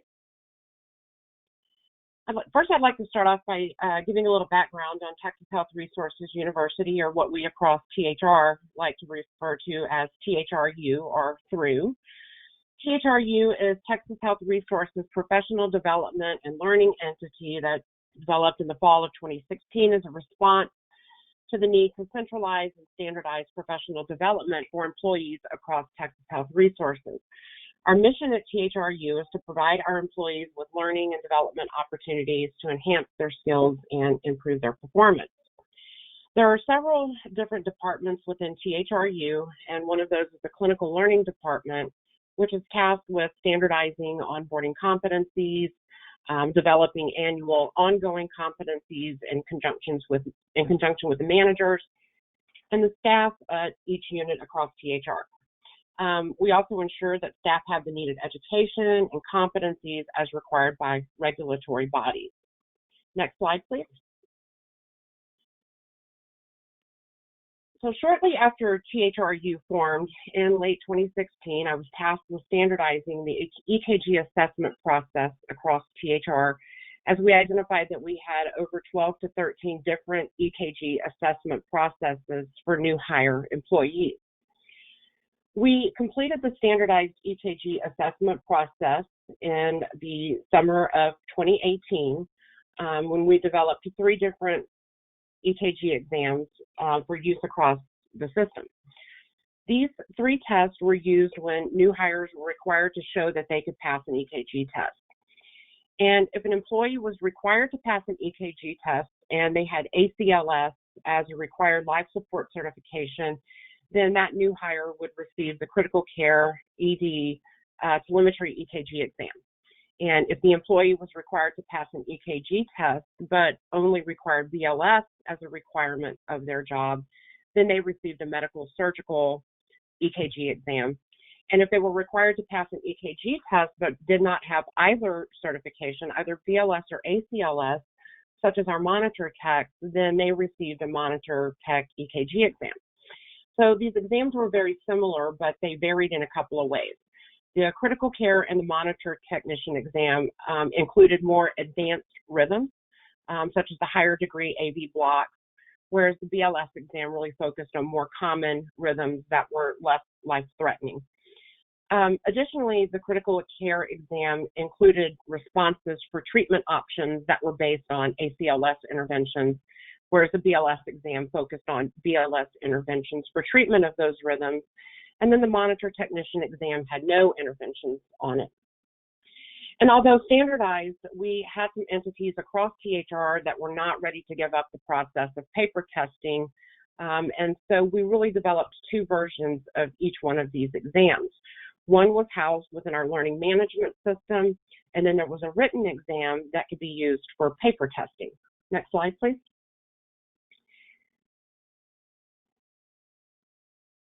So even with our extensive learning management system that we used, there were still things that we were unable to do with the exam that we really wanted to do. For example, there was no real way for us to use free text options for clinicians to type in their responses to the answers to the questions. So we had to use both single multiple choice options for interval measurements and rhythm interpretation. And then for treatment options, we used a select all that apply option so that the clinician could select all treatment options that they would consider for the identified rhythm. For the most extensive exam that we have, which is our critical care exam, there were approximately 22 different rhythms on that exam, and each one of those rhythms had 5 different questions That included determining the rate, determining the interval measurement, identifying the rhythm, and then the nursing interventions. So on that critical care exam, there were nearly 100 questions that each employee was required to answer on the exam. Next slide, please. So this is an example of the same question as from the previous slide that was from our learning management system. And as you can see on this exam, the written exam, there were free text responses for the clinicians to write down their answers. So they were not given the option of multiple choice responses, but were expected to calculate everything by hand. Next slide, please. So even though we had standardized the exams, we quickly ran into several problems with these new exams. First, we had 2 or 3 entities that still wanted to continue with their old EKG exams and just really did not want to use the new standardized EKG exams, as they were reluctant to give up their processes that they had in place. We also used a pass-fail score where the provider had to make at least an 80% on the exam in order to pass, which was not in alignment with our extensive focus on competency processes. We also ran into some issues with the written exam, and because it was subjective, educators would subjectively grade the employee. And so if they missed something by just a little bit, such as like a rate of 60 instead of a rate of 70, or a PR interval of 0.16 instead of a PR interval of 0.20, they would pass the employee for that question and sort of do on-the-fly remediation to pass them. The second issue we had was with new hires who were failing the computer-based exam at immense rates. Nearly 50% of our new hires could not pass the computer-based test, which took nearly 2 to 3 hours to complete in one sitting. And if they didn't pass, they were given a second opportunity to immediately take the exam again, and a lot of them still couldn't pass the exam. And this resulted in a lot of new hire frustration, where they felt like they were failures before they even started working on their units. And it resulted in us sending a lot of employees to EKG classes where they may not have really needed to attend that EKG class. We also identified multiple problems with the online version of the exam, where the employees were having a hard time reading the rhythm strip on the screen because we really just couldn't enlarge the strip enough for them to be able to see and measure their intervals. The other major problem that we had was with the nursing intervention section. And although new hires would select some of the correct interventions, they may have not selected all of the correct interventions. And if all of the correct interventions were not selected, then they would completely miss that question. Next slide, please. So we spent a lot of time and work standardizing a process that quickly became unstandardized. So what needed to change? Well, first, we needed to remove the subjectivity from the scoring on the EKG test and move to one system for EKG assessment.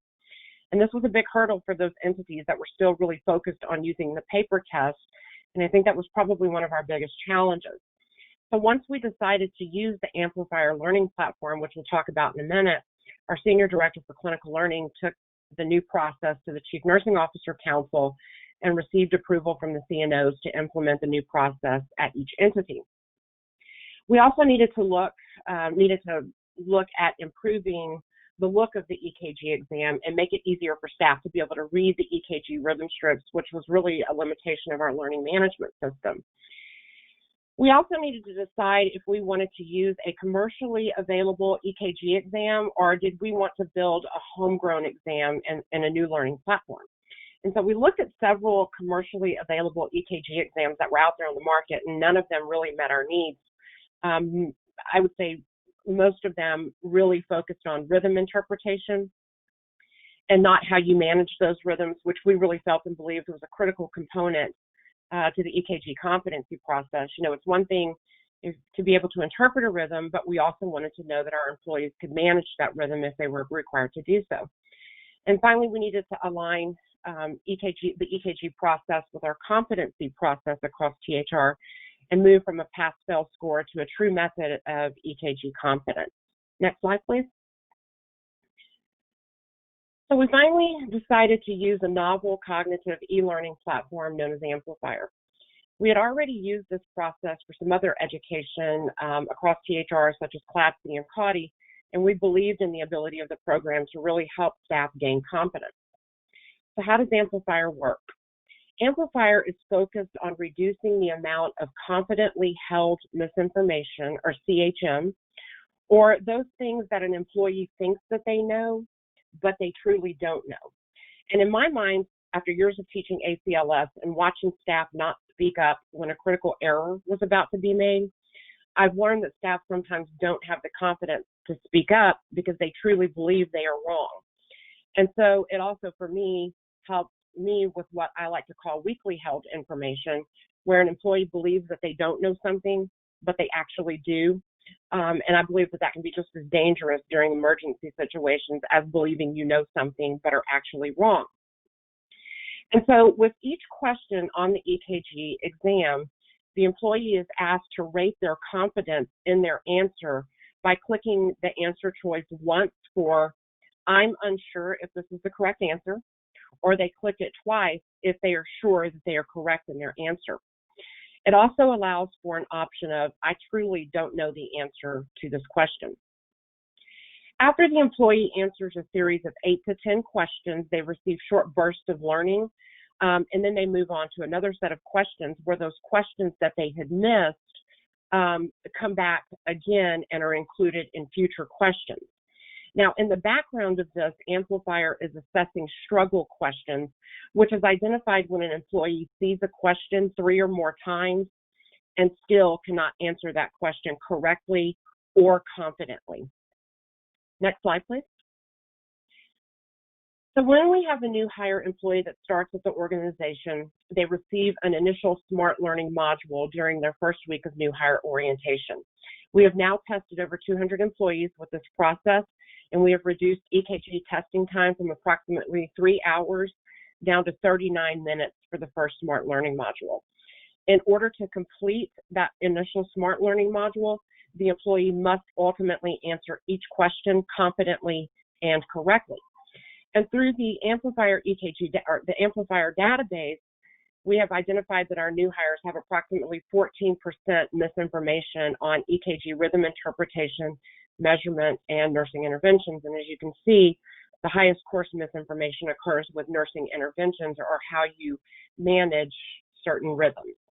Next slide, please. So just to kind of show you what Amplifier looks like, this is an example of the same junctional rhythm question from the earlier slides. And you can see that the employee can click on the rhythm strip and enlarge it in order to be able to see that rhythm clearly and measure the intervals on that rhythm. Next to the question, I have written short learning summaries so that if they miss that question, it goes over why the answer they chose is wrong. And it also gives them information on what the correct answer should be and why that is the correct answer. Next slide, please. This is an example from the second section of the Amplifier EKG process, and this is rhythm identification. And as you can see, if they miss interpreting the rhythm, then we again give them short learning summaries that show them why the answer they chose is either correct or incorrect. And for those incorrect answers, we give them additional rhythm strips so that they can compare the incorrect rhythms to the correct rhythms. Next slide, please. And finally, this is an example of the nursing intervention section for the rhythms. And you can see here that we have moved all of the correct options into one answer choice instead of having them click multiple different answer choices. Next slide, please.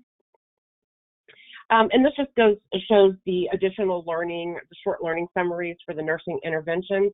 That goes over the correct interventions and why those interventions are correct, but we have also provided them some additional learning on the pharmacology of ACLS drugs and why you would use certain drugs for certain rhythms versus why you wouldn't use certain drugs for certain rhythms. Next slide, please.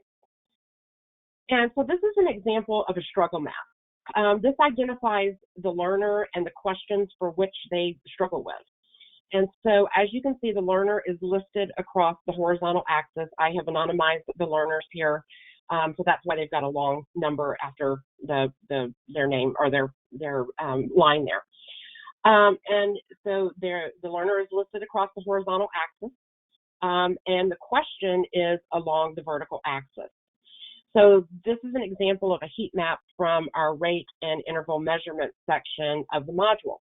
And so what we as educators can do is we can look at the colors to tell where an employee knew the answer and they were confident, and that is in gray. So if the employee knew the answer and they were confident in their answer, then that box will show up gray. If they learned the material very quickly after seeing the question a second time, then that shows up in blue. Yellow is considered to be low struggle, where they had a little bit of struggle with that question. And then red and magenta are actionable interventions, and what Amplifier considers non-progress, where they saw the question 4 or more times and still didn't get the answer correctly, which is truly what we as educators then need to intervene on with that employee. Next slide, please. And we also get breakdowns that show every employee and every question and how they answered those questions. And so this is what we use to take to that employee to say, hey, here's what you need to work on. This is what we can use to help them with remediation. Next slide, please. So the way that this process works is 2 weeks after they receive their initial Smart Learning module. If the program identifies struggle, then 2 weeks after that, they will receive a first Smart Refresher module, which is pushed out to the employee through our learning management system. And that focuses only on struggle questions from the initial Smart Learning module. And then finally, if they have any struggle that occurs on the first Smart Refresher module, then they receive a second Smart Refresher module 2 weeks after that. And then after all 3 of those modules, if the employee is still struggling with EKG competency, then we work with the managers and suggest that the managers send them to our standardized THRU EKG course, where they will take a paper exam at the end of that class, where they must make a score of 90% or better. If after completing that EKG course and taking that test, if they don't pass with a 90% or better, then that goes back to the manager to decide what to do with that employee. Next slide, please. And so finally, we truly believe that this platform is really helping our employees gain needed competence, not only in EKG interpretation, but we've used it for CAUTI, we've used it for CLABSI. And because of this novel learning platform, we've identified several opportunities to conduct some research studies, specifically focusing on prospective randomized study on the effectiveness of Amplifier for EKG competence for our new graduate registered nurses versus sending them to the 2-day EKG course. So really looking at, does this Amplifier platform really help new nurses gain competence in EKG, rhythm interpretation, rhythm management, versus sending them to that traditional 2-day course. And then looking at a retrospective descriptive study that's focusing on gaps in healthcare providers, practicing healthcare providers, knowledge in rhythm interpretation and rhythm management. So when we have new hires that are coming in, what are those things that they still struggle with? And then looking at whether or not we should use this for targeted annual competencies in EKG interpretation and rhythm management, or should we look at some kind of other way of doing annual competencies in EKG interpretation and rhythm management. Next slide, please. And so with that, I am done. If you have any questions about this, please feel free to reach out to me. My email address is there on the screen. So if you have any questions, please reach out. We're happy to show you some of what we've built with this and go over some of our processes that we've had with it. So thank you very much. I appreciate the opportunity to present to you guys on what we truly believe is really helping our employees gain competence in EKG interpretation. Thank you. Thank you, Alex. Our next presenter is Jennifer Jones, who is the Administrative Director for Medical City Healthcare, as well as the Market Director for Medical City Dallas, Children's and Heart and Spine, in addition to serving as the Service Line Director of Education for Women and Children's for 14 hospitals across the North Texas Division.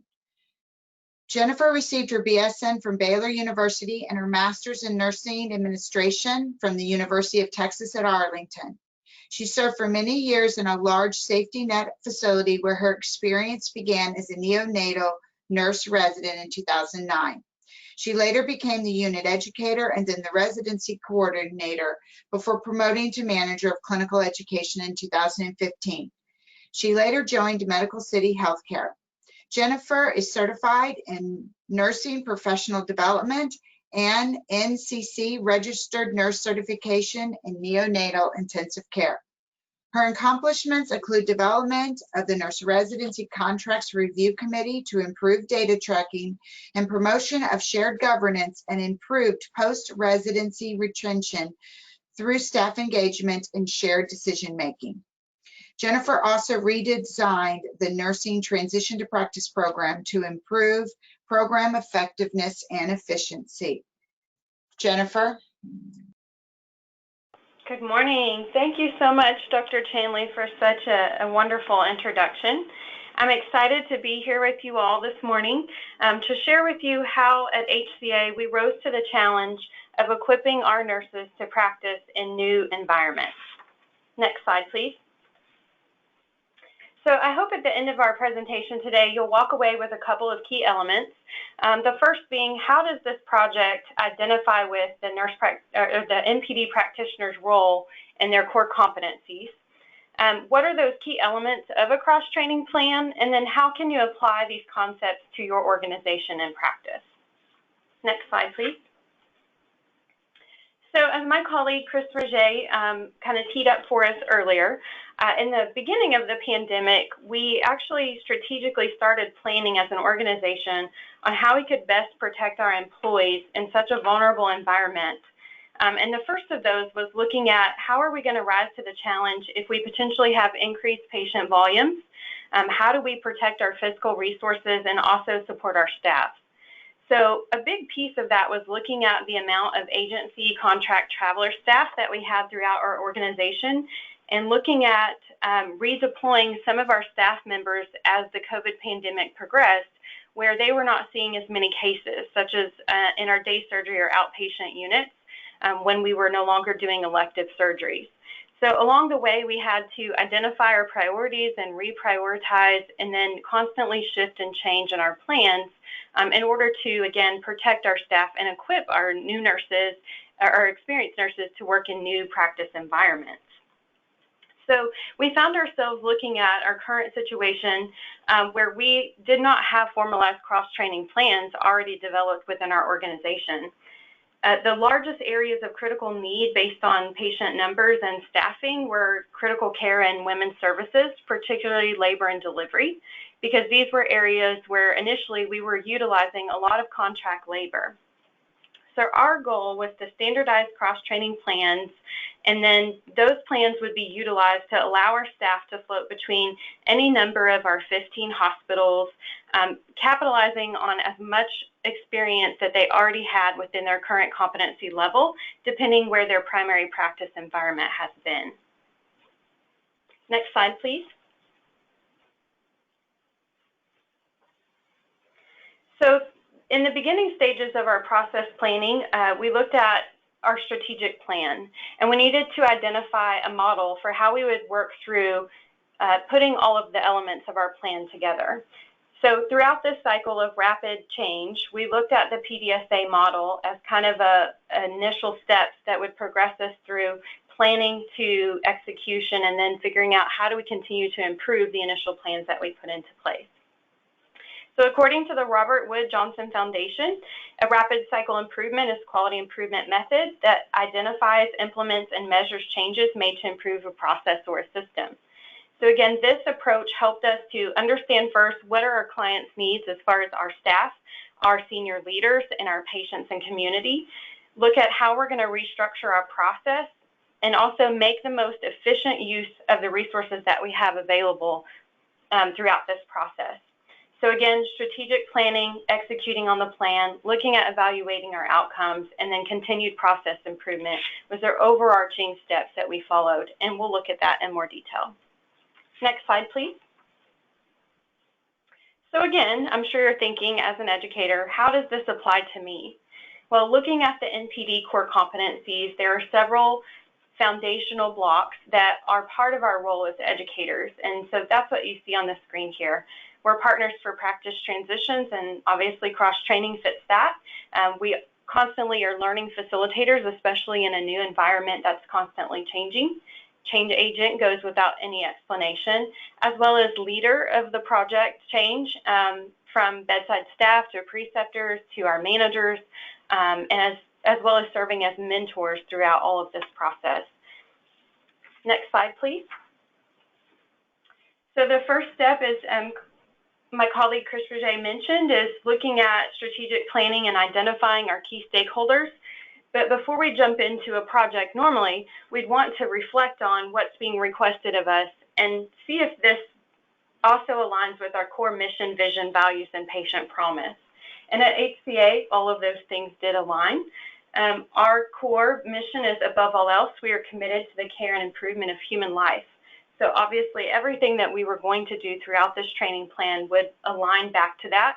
And if at any point we got off track in our planning, we would utilize our core values to reflect back and make sure we're doing the right things for our patients. The second part of going through a strategic plan is looking at how we identify our key stakeholders. So in this instance, we were developed and supported throughout all the stages by our senior leadership team. And so the initial request came from our chief nurse executive, as well as our chief nursing officers in all the facilities, as they're looking at staffing models and grids and how we would flex based on the number of patients we would need to care for in different specialty areas. And so we utilized their support and information that they collected through a survey at each facility that the managers met with their staff and identified who has experience in historical areas in all of these specialty areas like critical care, ED, women's services, as well as if they were to be utilized in a resource role, what would their willingness be to serve in certain capacities and skills, and how quickly do they feel that they could step in and serve in those roles. So we utilized all of that data to start some of the foundational work and putting together key transformational work groups. So this consisted of support from our corporate level across all of HCA. So again, the goal was that not only in North Texas within Medical City Healthcare, but in the future state, once we completed this work, any staff member who had gone through a standardized orientation could independently practice and ideally float to all facilities within HCA without having to be reoriented or spending time doing redundant competencies, if you will. So this key transformational work group included our Vice President of Education, as well as our Directors of Education, and especially our service line specialty educators in these areas. Next slide, please. So the next step was looking at really defining our audience based on the needs assessment that our leaders equipped us with. You know, who could we quickly identify as an opportunity to transition them to a new practice environment, and then moving through those steps as an educator of assessing the practice gaps to identify our learning needs, figure out how we're going to know if we're successful in the end, so what are the outcomes that we're looking for, and then finally starting to put those pieces of the plan together. So we're going to walk through 3 different audiences that we identified based on the initial assessment. And this first one is about resource nurses. The practice environment we were looking to take them to was critical care, so our ICU areas. And again, this was primarily because we had travelers in the area before. We were floating some staff members to dedicated COVID units, and so we needed to look at how we could backfill some of those primary nursing roles in critical care. The audience for our first group is acute care nurses and some of our outpatient surgery center nurses. So they in themselves had 2 different learning needs. We have acute care nurses who are used to practicing in an inpatient environment, as well as the surgery center nurses who may have practiced inpatient, but it's been several years. So as you guys know, the outpatient environment, their workflow, documentation, there's a lot of things that vary, and we need to be able to equip them with those tools and resources in order to successfully give them the tools to be able to practice on the inpatient side again. So when we started looking at all of this from a high-level overview with our corporate team, we identified that for HCA, our model for this transition or practice environment would be team nursing. So team nursing is when one nurse remains the primary caregiver of the patient, while the other nurse that's coming into the new practice environment is assisting with activities that are currently within their level of competency and training. So we looked at that and identified who's going to do what. You know, it was important that we identify the roles and responsibilities of the resource nurse or nurses, because in some environments, you could have one primary nurse and several resource nurses helping provide care for a cohort of patients. And then we utilized that to look at what their orientation plan and clinical resources should be. And we'll talk about those in more detail. Next step, please.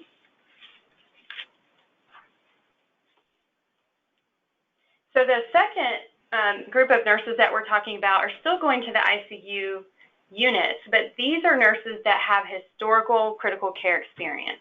So we identified that we had several PCU nurses who could easily level back up to critical care, or nurses who had worked in ICU, but maybe they transitioned to more supervisory or coordinator type roles, house supervisors, but weren't doing a lot of direct bedside care anymore.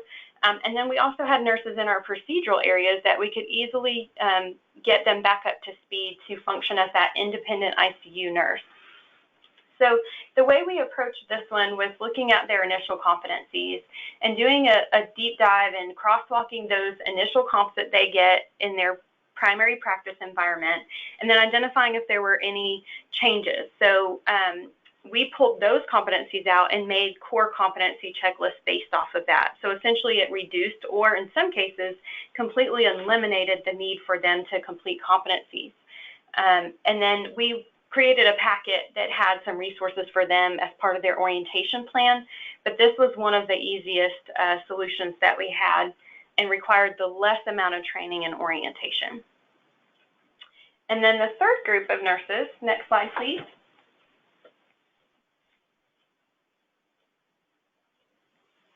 are truly your cross-training nurses, okay? So these are staff members who needed to be functioning independently in ICU and labor and delivery, and they were experienced in the fact that they had 2 or more years of nursing experience, but they did not have any experience in either ICU or labor and delivery. So we applied the same model, much the same as we did in prior slides, at looking at their core competencies, identifying those key differences, and then developing a packet for them. And let's talk about that in more detail. Next slide, please.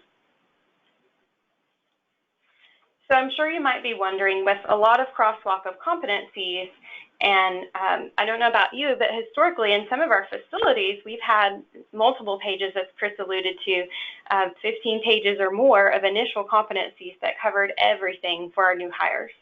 And so as we started looking at how do we draw the line on identifying who needs what, we utilized Donna Wright's competency model and focused on the things in their practice environment in COVID that they needed to know as far as what was new or changing, high risk, or problem prone. And of course, part of our success in executing the Donna Wright model was making sure that we had ownership in the process so that we were identifying those competencies collaboratively. And again, our structured transformational work groups really helped put that into practice for us. We also allowed very employee-centered verification, which means we allowed some of our nurses to do a self-assessment to say, you know what, with all of my experience and my comfort level, yes, I am competent to do these things.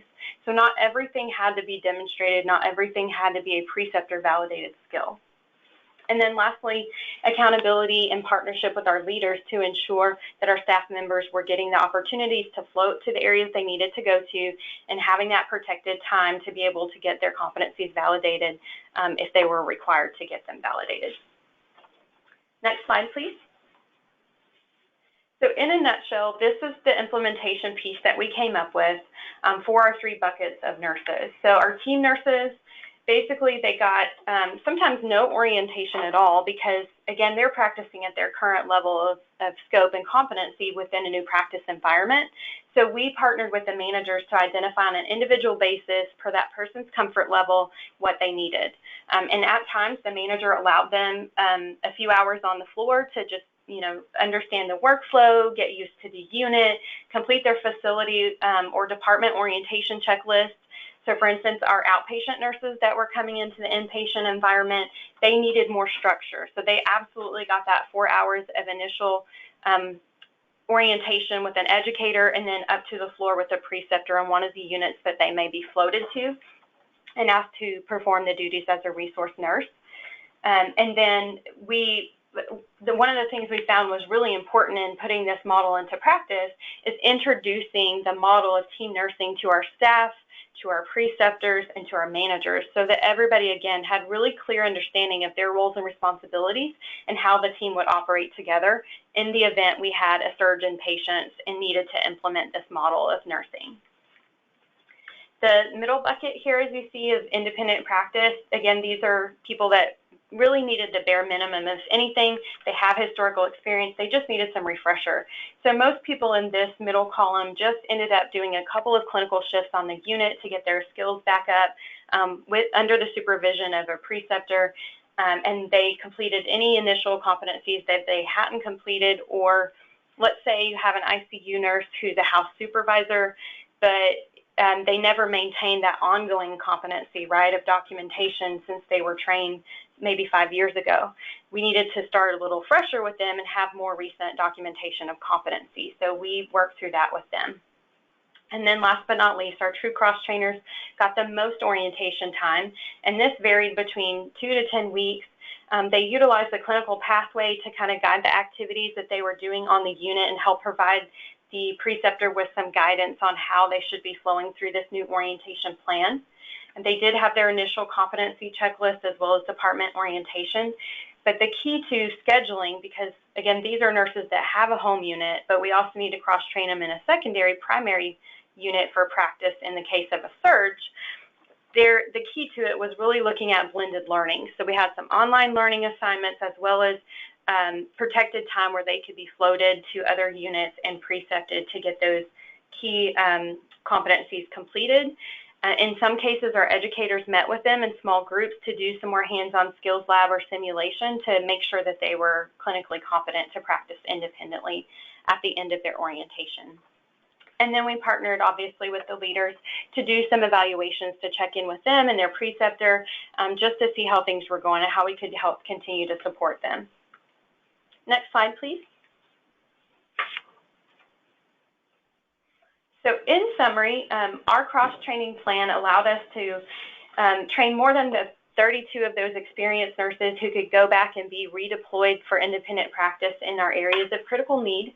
We had 50 outpatient nurses that came in and were trained up as resource nurses so that, again, in the event we needed them, they would be ready to go and could practice in that team environment that I described. We also had 75 nurses that were cross-trained entirely to a new specialty so that they can operate independently in those critical areas of need. And again, because our plan was standardized, this allowed us to be able to flow all of our staff between any number of our facilities and require 0 additional orientation once they've completed this plan. So since the initiation of our cross-training plans, we've gotten to expand them to pediatrics in the critical care environment, so our PICU unit, as well as our neonatal ICU. So in total, we now have 10 plans of blended learning cross-training that again is various lengths from 2 weeks to 10 weeks that allow these nurses to now practice in new environments. So I would say our ROI, and this is a really lowball number, honestly, it's just a midpoint of how many dollars estimated we saved training this number of nurses from our new cross-training orientation to what traditionally we would have put them through if we had not created a new plan. And so we saved more than $320,000 in that arena. But I would say the biggest outcome and what we are really proud of at HCA is that through the partnership of our entire organization, plans like this were part of a larger plan, again, to protect our employees. And so we were allowed to continue to have our staff practice in new environments rather than having them furloughed. We were also able to allow them to be paid if they were called off for a particular shift at 70% of their base pay. And so this altogether allowed us, again, back to our mission, vision, and values, to be sure that we had the tools and equipment to prepare our staff to provide the highest level of care and compassion for our families in such a stressful time. So thank you. I appreciate the opportunity today, and I look forward to your questions this afternoon. And on that note, I'll turn it over to our next speaker. Thank you, Jennifer. Our next speaker is Dr. Skip Morlock, who's an adjunct clinical professor of nursing for Collin College in McKinney, Texas, teaching second and fourth semester students. He is also administrative supervisor for Texas Health Resources, for Texas Health Plano, and Texas Health Allen. He earned his Bachelor of Science in Nursing at the University of Texas at Arlington, a Master's in Public Affairs at the University of Texas at Dallas, and his Doctor of Philosophy in Nursing at the University of Texas, Tyler. He is board certified as a nurse executive. He is also a peer review for the Journal of Nursing Administration, Clinical Research, and American Journal of Nursing, and he has had several articles accepted for publication. Dr. Morlock. Thank you, Dr. Chanley, for that, that kind introduction. Next slide, please. The identification of a patient-centered problem was the nucleus of the capstone at Collin, and it traditionally just wrapped up the prior 4 semesters of knowledge acquisition. The traditional capstone experience was a sim lab where 4th semester student nurses were given patients with various health issues.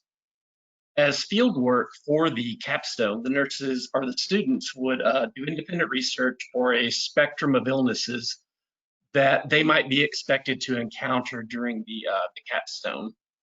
It was administered during the final weeks of the 4th semester and was really one of the last hurdles that had to be successfully negotiated prior to graduation. Next slide, please. And then this happened. I think I can speak for everyone that we as educators were challenged the spring of 2019 in ways that most of us would never have envisioned. In February, we were still holding out some degree of hope that the COVID-19 pandemic would be self-limiting and would be over in a couple of weeks, and that wouldn't spread and that there wouldn't be so much interruption to our personal lives. But by March, I think we were all painfully aware that the hope of little interruption was simply not to be.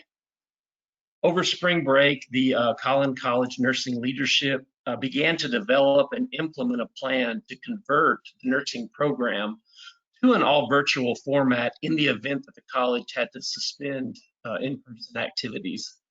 The decision to do that came about the 3rd week of March, and then shortly after that, the various hospitals that we're affiliated with began informing the Collin College nursing leadership that students would no longer be able to attend the in-person clinicals for the remainder of that semester. Next slide. There were many challenges. I guess dealing with this in the last 6 weeks of the semester, especially with the seniors or our level 4 students, was how to manage converting all this from live to all virtual. A really short turnaround time. We had some online elements that were already in place, but our curriculum wasn't designed for a nimble conversion to an online format. The conversion also required proficiencies with some unfamiliar technologies. I can tell you from a faculty perspective that I am now an expert in conducting Zoom meetings and in Skype meetings. Next slide, please.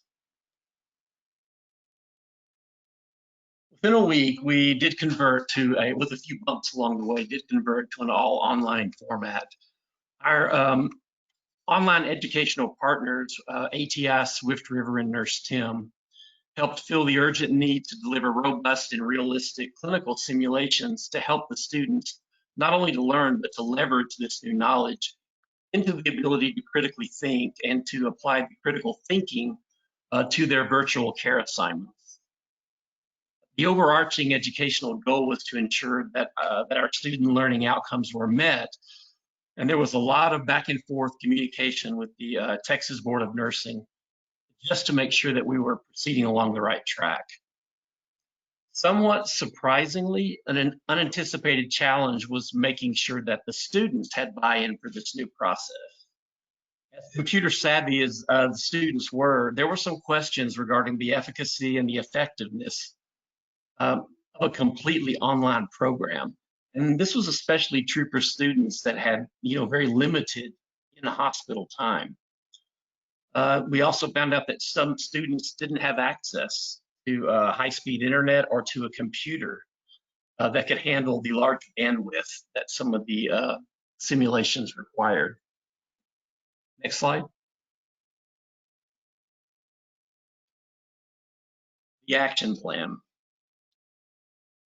After we consulted with the Collins SimLab staff, we chose Nurse Tim as our clinical partner to develop a rigorous simulation exercise that would serve as the students' capstone for their nursing program.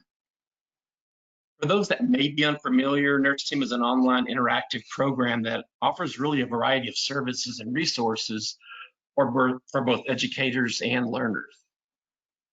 Clinical situations that they present are rigorous, robust, and they enable the student nurses to begin developing the critical thinking and clinical judgment skills that they'll have to have.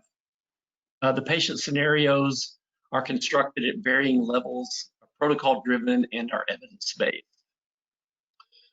The students are assigned patients with varying acuity levels. They have to complete an assessment care plan, do an anticipation of what the patient's needs would be and what nursing interventions would need to be prioritized and implemented. And then they completed an SBAR handoff given to the next clinical provider. And an overall score of 70 was required for the successful completion of the simulated capstone. Next slide. Assessing students' performance. The Collins Nursing Department leadership determined that after reviewing the new virtual capstone that it did meet Collins standard, and also determined that despite the challenges, that the successful completion of the online capstone would remain a requirement for their associate's degree in nursing. We also determined that the required student learning outcomes were met and were congruent with the Collins Nursing Department standards. The actual admission of, or the actual application of the virtual capstone, they are given 3 patients of varying difficulty and the complexity of diagnoses. Next slide.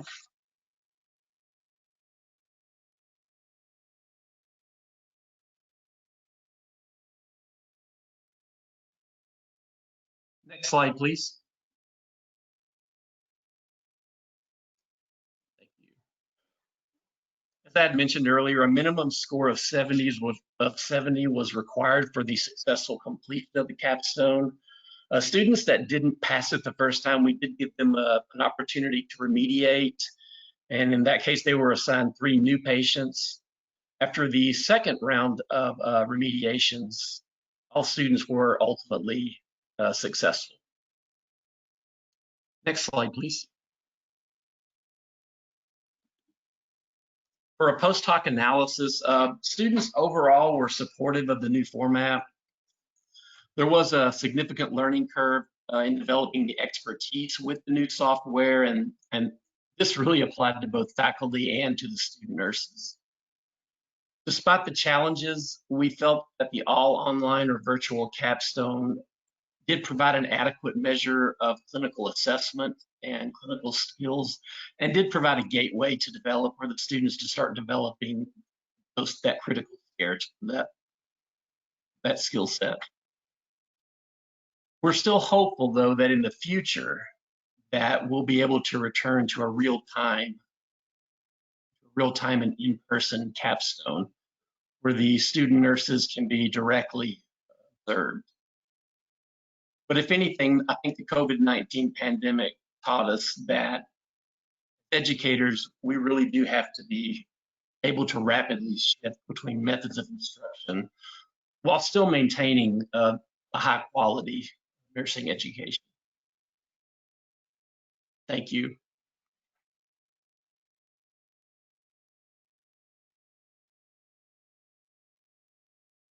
Just a reminder that if you have any questions for any of our speakers, feel free to add that into the question box to address at the end. Our next speaker is Alex Clackman, and Dr. Clackman was introduced earlier, so she needs no further introduction. Alex, would you like to do your presentation? Yes. Thank you, Dr. Shanley, and it's not officially Dr. Clackman yet. A couple of months, 2 months, I think. So I know. Thank you. Thank you again for allowing me to present. My second presentation this morning is going to focus on implementation of virtual skills fairs across Texas Health Resources and what we've learned so far from doing this. So just to give you a little background on how we identify what goes into a skills fair, or what we at THRU refer to as roadshows, I want to review our process for how we identify those skills that go into those skills roadshows. So in the fall of each year, the Texas Health Resources University educators work with clinical staff and managers to identify those items that should be annual ongoing competencies. And across each service line, educators put those identified competencies and identified needs onto a spreadsheet.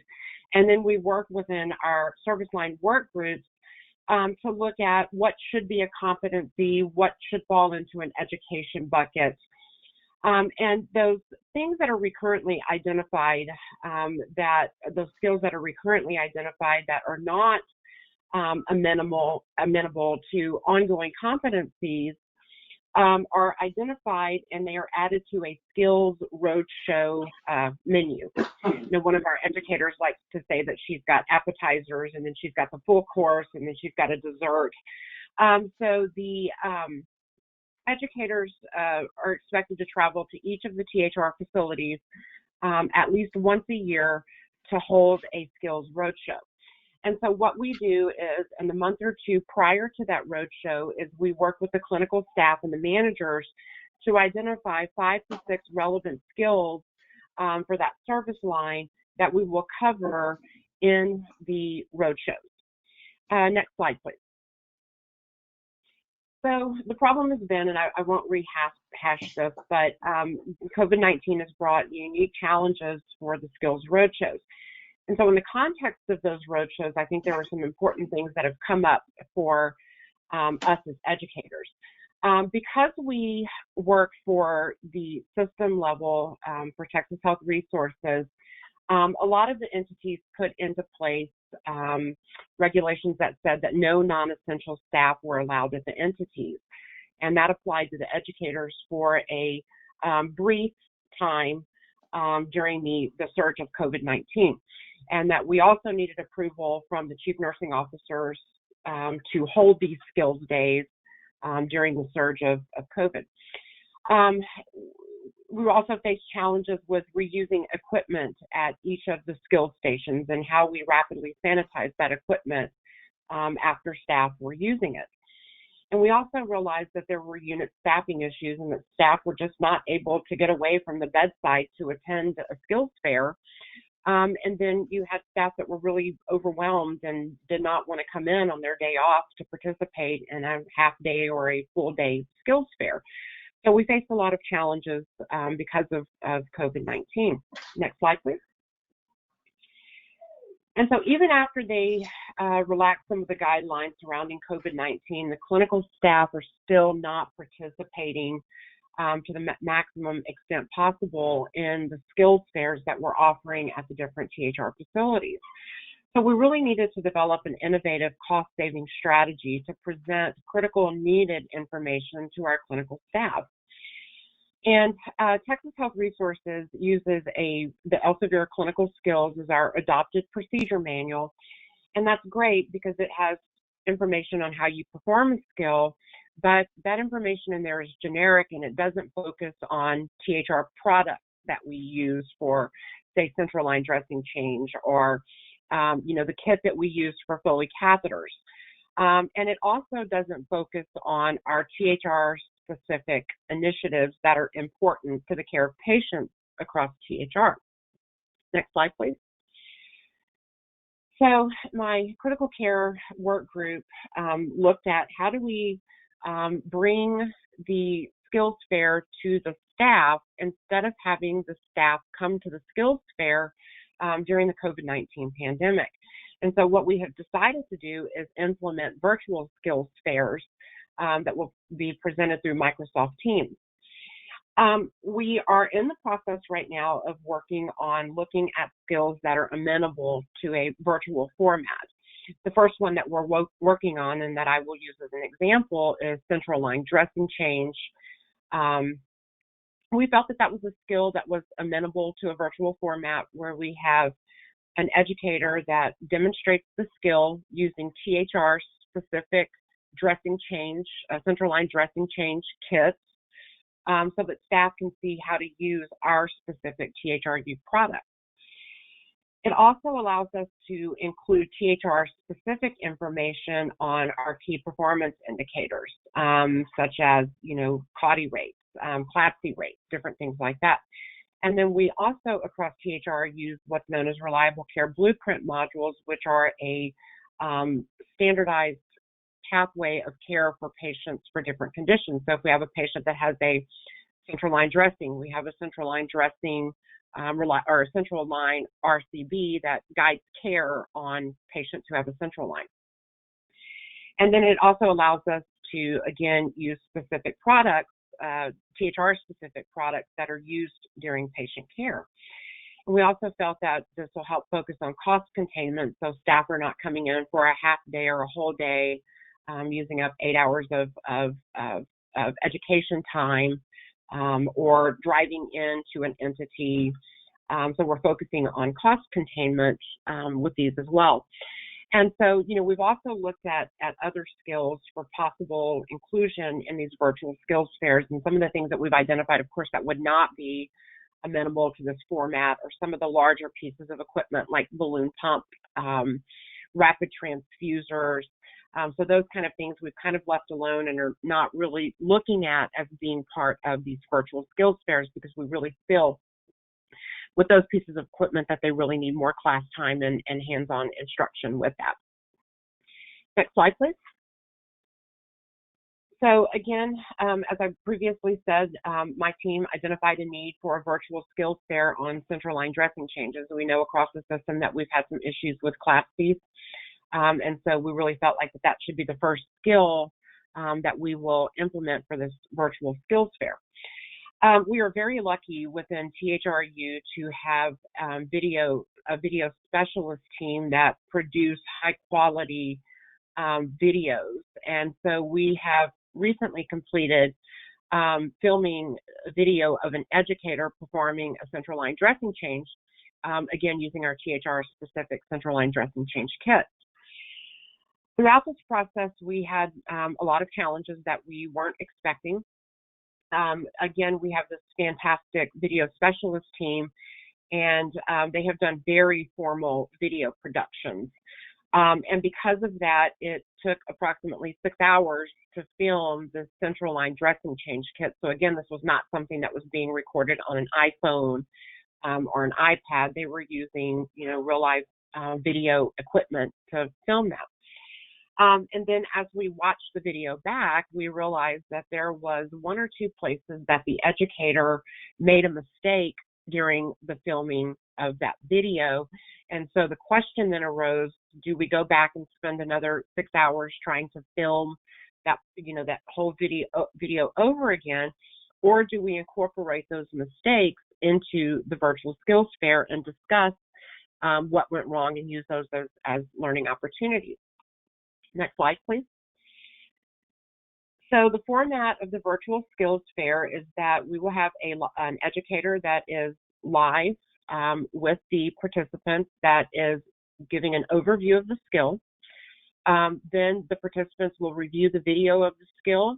And then we included those mistakes as an opportunity for the clinical staff to identify where a mistake was made during filming. So saying, okay, now that after we've watched this video, you know, there were 1 or 2 mistakes in that. Can you identify what those were? And then let's talk through the process of what we should have done or what you should do if that error were to occur. Following the video, then there will be a question and answer session with the educator in case they have questions on something. You know, they can ask that educator there, and that educator can then answer those questions. And then it will also allow us to review THR-specific key performance indicators and our reliable care blueprint modules that are related to central line dressing change and CLABSI prevention that just are not in our Elsevier clinical skills. So it really allows us to bring into one package everything that a THR nurse needs to know when doing that central line dressing change and how to prevent a CLABSI. So the next steps, we are right now in the process of getting ready to put out the flyer on our first virtual skills fairs. We have not actually implemented one yet, but we are in the process of getting ready to do that last week of October, first week of November. So we're going to offer 4 to 6 live sessions via Microsoft Teams at different days and different times.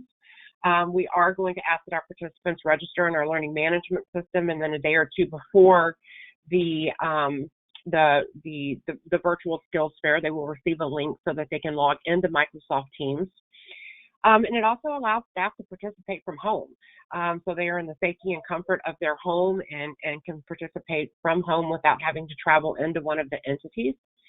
We're also going to use an evaluation tool looking at the format of the virtual skills fair, looking at both their confidence in performing the skill before, and then did their confidence change after attending the virtual skills fair, and whether or not they feel like they could do that skill better after the virtual skills fair format. We're also looking at recording these sessions and then uploading them into our learning management system, so staff that may have not been able to attend one of the sessions can easily go in and register and watch that session. And then we're also looking at moving towards multiple skills on the same day. At the same time, using a virtual meeting platform where they can go into different rooms, and there will be a schedule of those where they can watch an educator doing educators doing multiple different skills, where we can, you know, really develop this really live virtual skills fair. And that's the end of my presentation. Again, thank you. If you have any questions, please reach out. I'm happy to answer questions for you guys. And with that, I will turn it back over to Dr. Shanley. Thank you very much. Thanks, Alex. Our final speaker today is Jill Johnson. Jill is the coordinator for childbirth and family education at Texas Health Dallas. She has over 20 years of experience as a nurse educator working in women's services. Jill earned her BSN and her MSN at the University of Texas Arlington and is currently enrolled in their DNP program. In addition to her role at Texas Health Dallas, Jill also works as an adjunct professor teaching maternal child, pediatrics, and collaborative healthcare at Chamberlain University. Jill? Thank you for the introduction. I am last, but the good news is I'm probably the shortest presentation, so that is good for all. But thank you for inviting me to be a part of this panel. I am thrilled to be a part of this forum.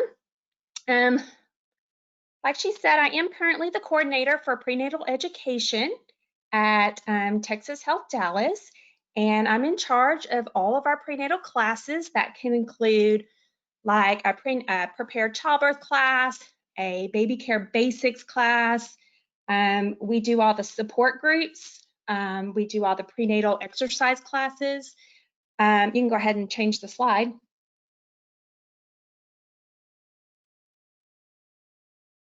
Again, thank you. A little history. Texas Health Resources delivers about 5,000 babies per year. So in these classes that I just mentioned, we educate over 300 participants each month. they come through all of our programs that we offer.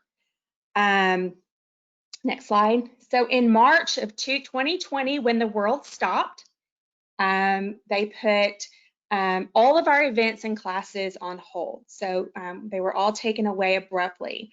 And, you know, even though we were in the height of a pandemic, people were still having babies.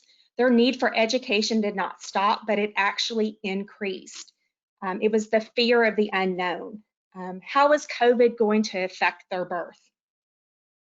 And as an example, I had a patient that reached out that was terrified that the labor and delivery unit could potentially shut down completely and be used for COVID patients due to the increased hospitalizations. Her fear was real. She wanted to know what her options were going to be if this had, occurs. You know, she was concerned that she might have her baby at home, that she was going to be forced to and be alone. Go ahead and change the slide. We knew when we started receiving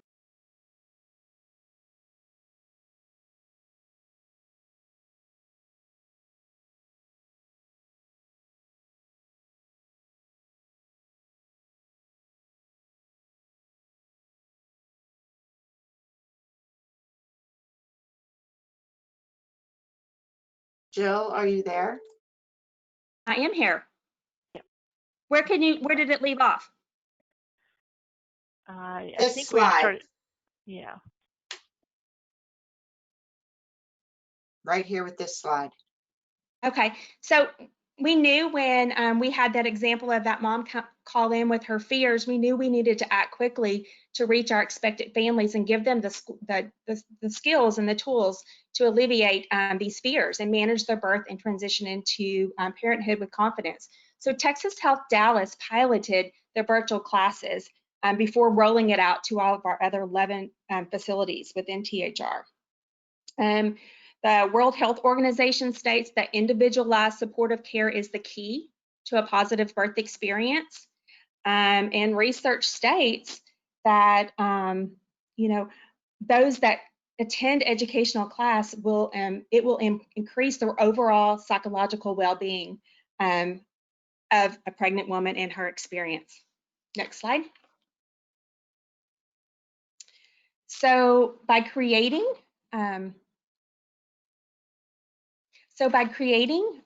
these virtual classes, we were able to build early connections between patients and the hospitals. This builds trust between a healthcare provider and the patients. It provides a continuity of care through pregnancy and birth. It prevents patients from looking elsewhere for their education, such as Google. It helps patients feel safe, informed, and comfortable with their upcoming childbirth experience during these uncertain times, and it decreases the burden of the bedside nurse with an informed and prepared parent. As we know, our nurses wore many hats during COVID. They still are. During birth, families routinely can have up to 4 people in their delivery experience, and it was taken down to 1. So the bedside nurses were having to have added support for our laboring parents. It also, you know, these virtual classes allowed for questions to be addressed. COVID was changing, policies were changing every day. What can I expect when I walk through the door? Am I going to be tested? Is the mom going to be tested? Is my partner going to be tested? What if I'm positive? Am I going to be separated from my baby? So these virtual classes gave that updated current information. Go ahead and switch slides. So the initial rollout, we did classes, some basic classes, which were prepared childbirth, breastfeeding basics, baby care, infant safety, prenatal yoga. We rolled these out. We used Microsoft Teams, which is a secure platform for us to use for our patients. And then we added on some support groups, which was our postpartum support group, our NICU support groups. We even added grandparents into this mix as well. As we know, moms that have a support team are less likely to develop postpartum depression. So these support groups were vital, especially during COVID, because these moms were so isolated as is, and they were separated from the extended family, that we were able to bring them together virtually so they can report with each other, they can celebrate milestones, they can talk about their frustrations, what worked for them. We did this with our NICU population as well, as we felt that these were extra isolated families. They were isolating from their extended family members and friends who would have probably jumped in and helped them when they had a premature baby. Yet they did not want to be exposed to COVID. They didn't want to bring it to the hospital, to the NICU. So these parents were extra isolated. So we provided virtual support groups for our NICU moms. And again, they could talk about their frustrations, what was working for them, what's not working for them.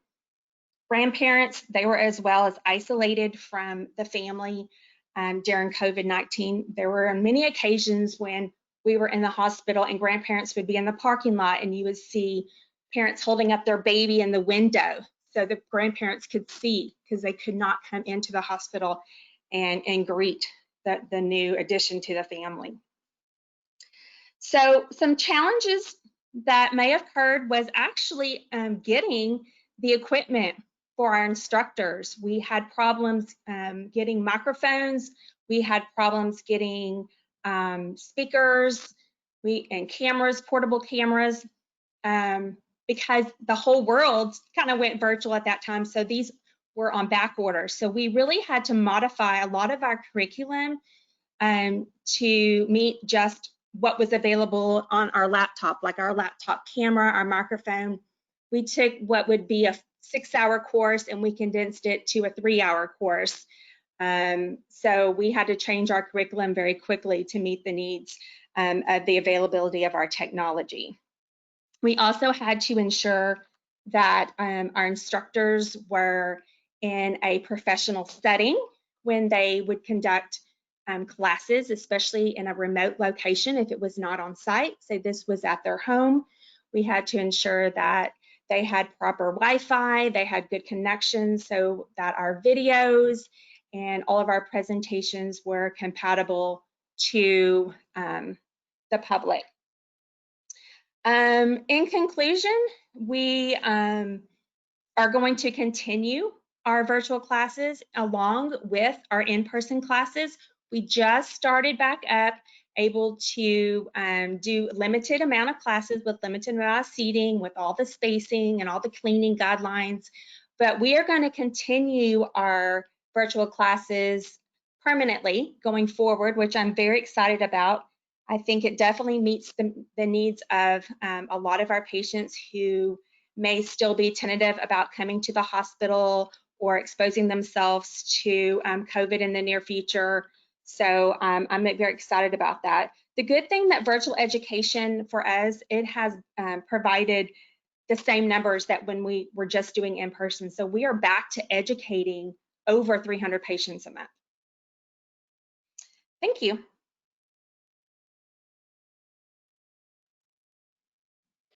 Thank you, Jill.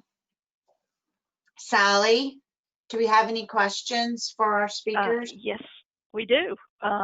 First question is, are the staff able to go back and look at information that they learned, or if they wanted to reference something from day one? I kind of came toward the beginning there.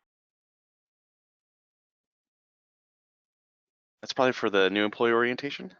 That's what it sounds like. All right, the answer is yes. So in the curriculum, we had some downloadable materials throughout the course.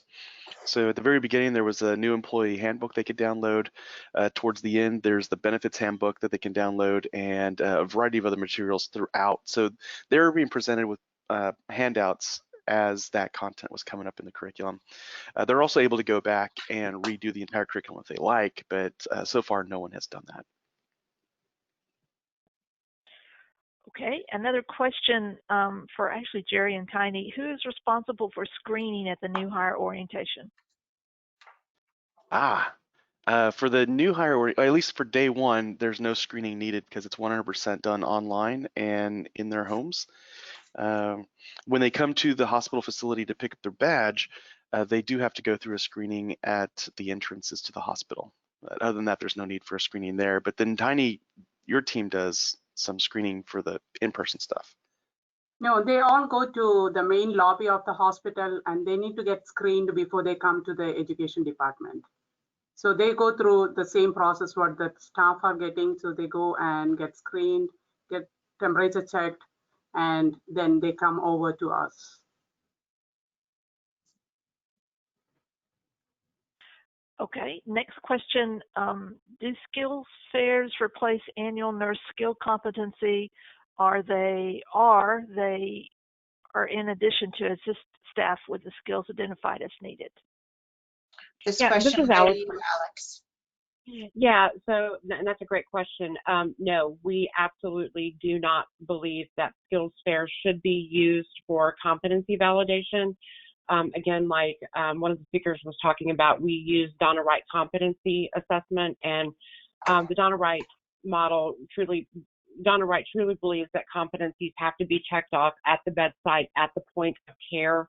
So no, we do not check off competencies during these skills fairs, and in fact, we really would not include anything that was identified as a competency in that skills fair, because we believe that those should be checked off on the unit. And so those the things that go onto the skills fair are more of those kind of education items that are not amenable to a competency, because the staff is seeing them so infrequently that there's no way that we could get everybody checked off on it, or it's a new skill or something like that. So short answer, no, we do not check off competencies through the skills fairs. Thank you. Okay, next question is for Jill Johnson. 300 patients per month virtual ? Yes, in combination with all of our programs. So it was like our prepared childbirth, our baby care, our CPR, we have prenatal exercise classes. So yes, and everyone that attends our class, they can bring a partner with them. So we educate over 300 clients a month. Okay, thank you. And this one is for Skip. What can potential nursing students expect related to gaining entrance into nursing programs due to their prereqs such as anatomy being all online lecture and lab during COVID? I wouldn't think there would be any impediment to them getting admission because it was all online. We feel that our systems and that our course offerings online are robust enough to adequately measure that. Maybe of more concern, at least to the students, was the limited amount of hospital time that they had. And what we found is that was really what we were trying to troubleshoot. You know, would a hospital take an applicant that only had 2 hospital days, as opposed to the normal 12 to 14, you know, for their last semester? That was really what we were looking at as far as troubleshooting of potential issues for our students. Okay, that's all the questions we've got so far, Virginia. Okay, well, if that is the end of our questions and we have completed all of our speakers, I can turn it over to you, Sally, for our final thoughts for our final slide. Okay. Well, thank you so much to everyone who presented today. This last slide just reminds you that in order to get your CNE, you will need to complete an online evaluation. You'll see there at this website information you can find more information on these presentations. The recording and the presentations will be posted here at this website. And with that, I think we'll conclude the session for today, and really appreciate all of y'all attending. Our next session will be next Thursday on October 22nd, and hope y'all will be attending that if you've registered for those sessions. So with that, we will end the session today and say thank you for Thank you. attending. Thanks, everybody. Thank you. Have a good everyone. day. Bye.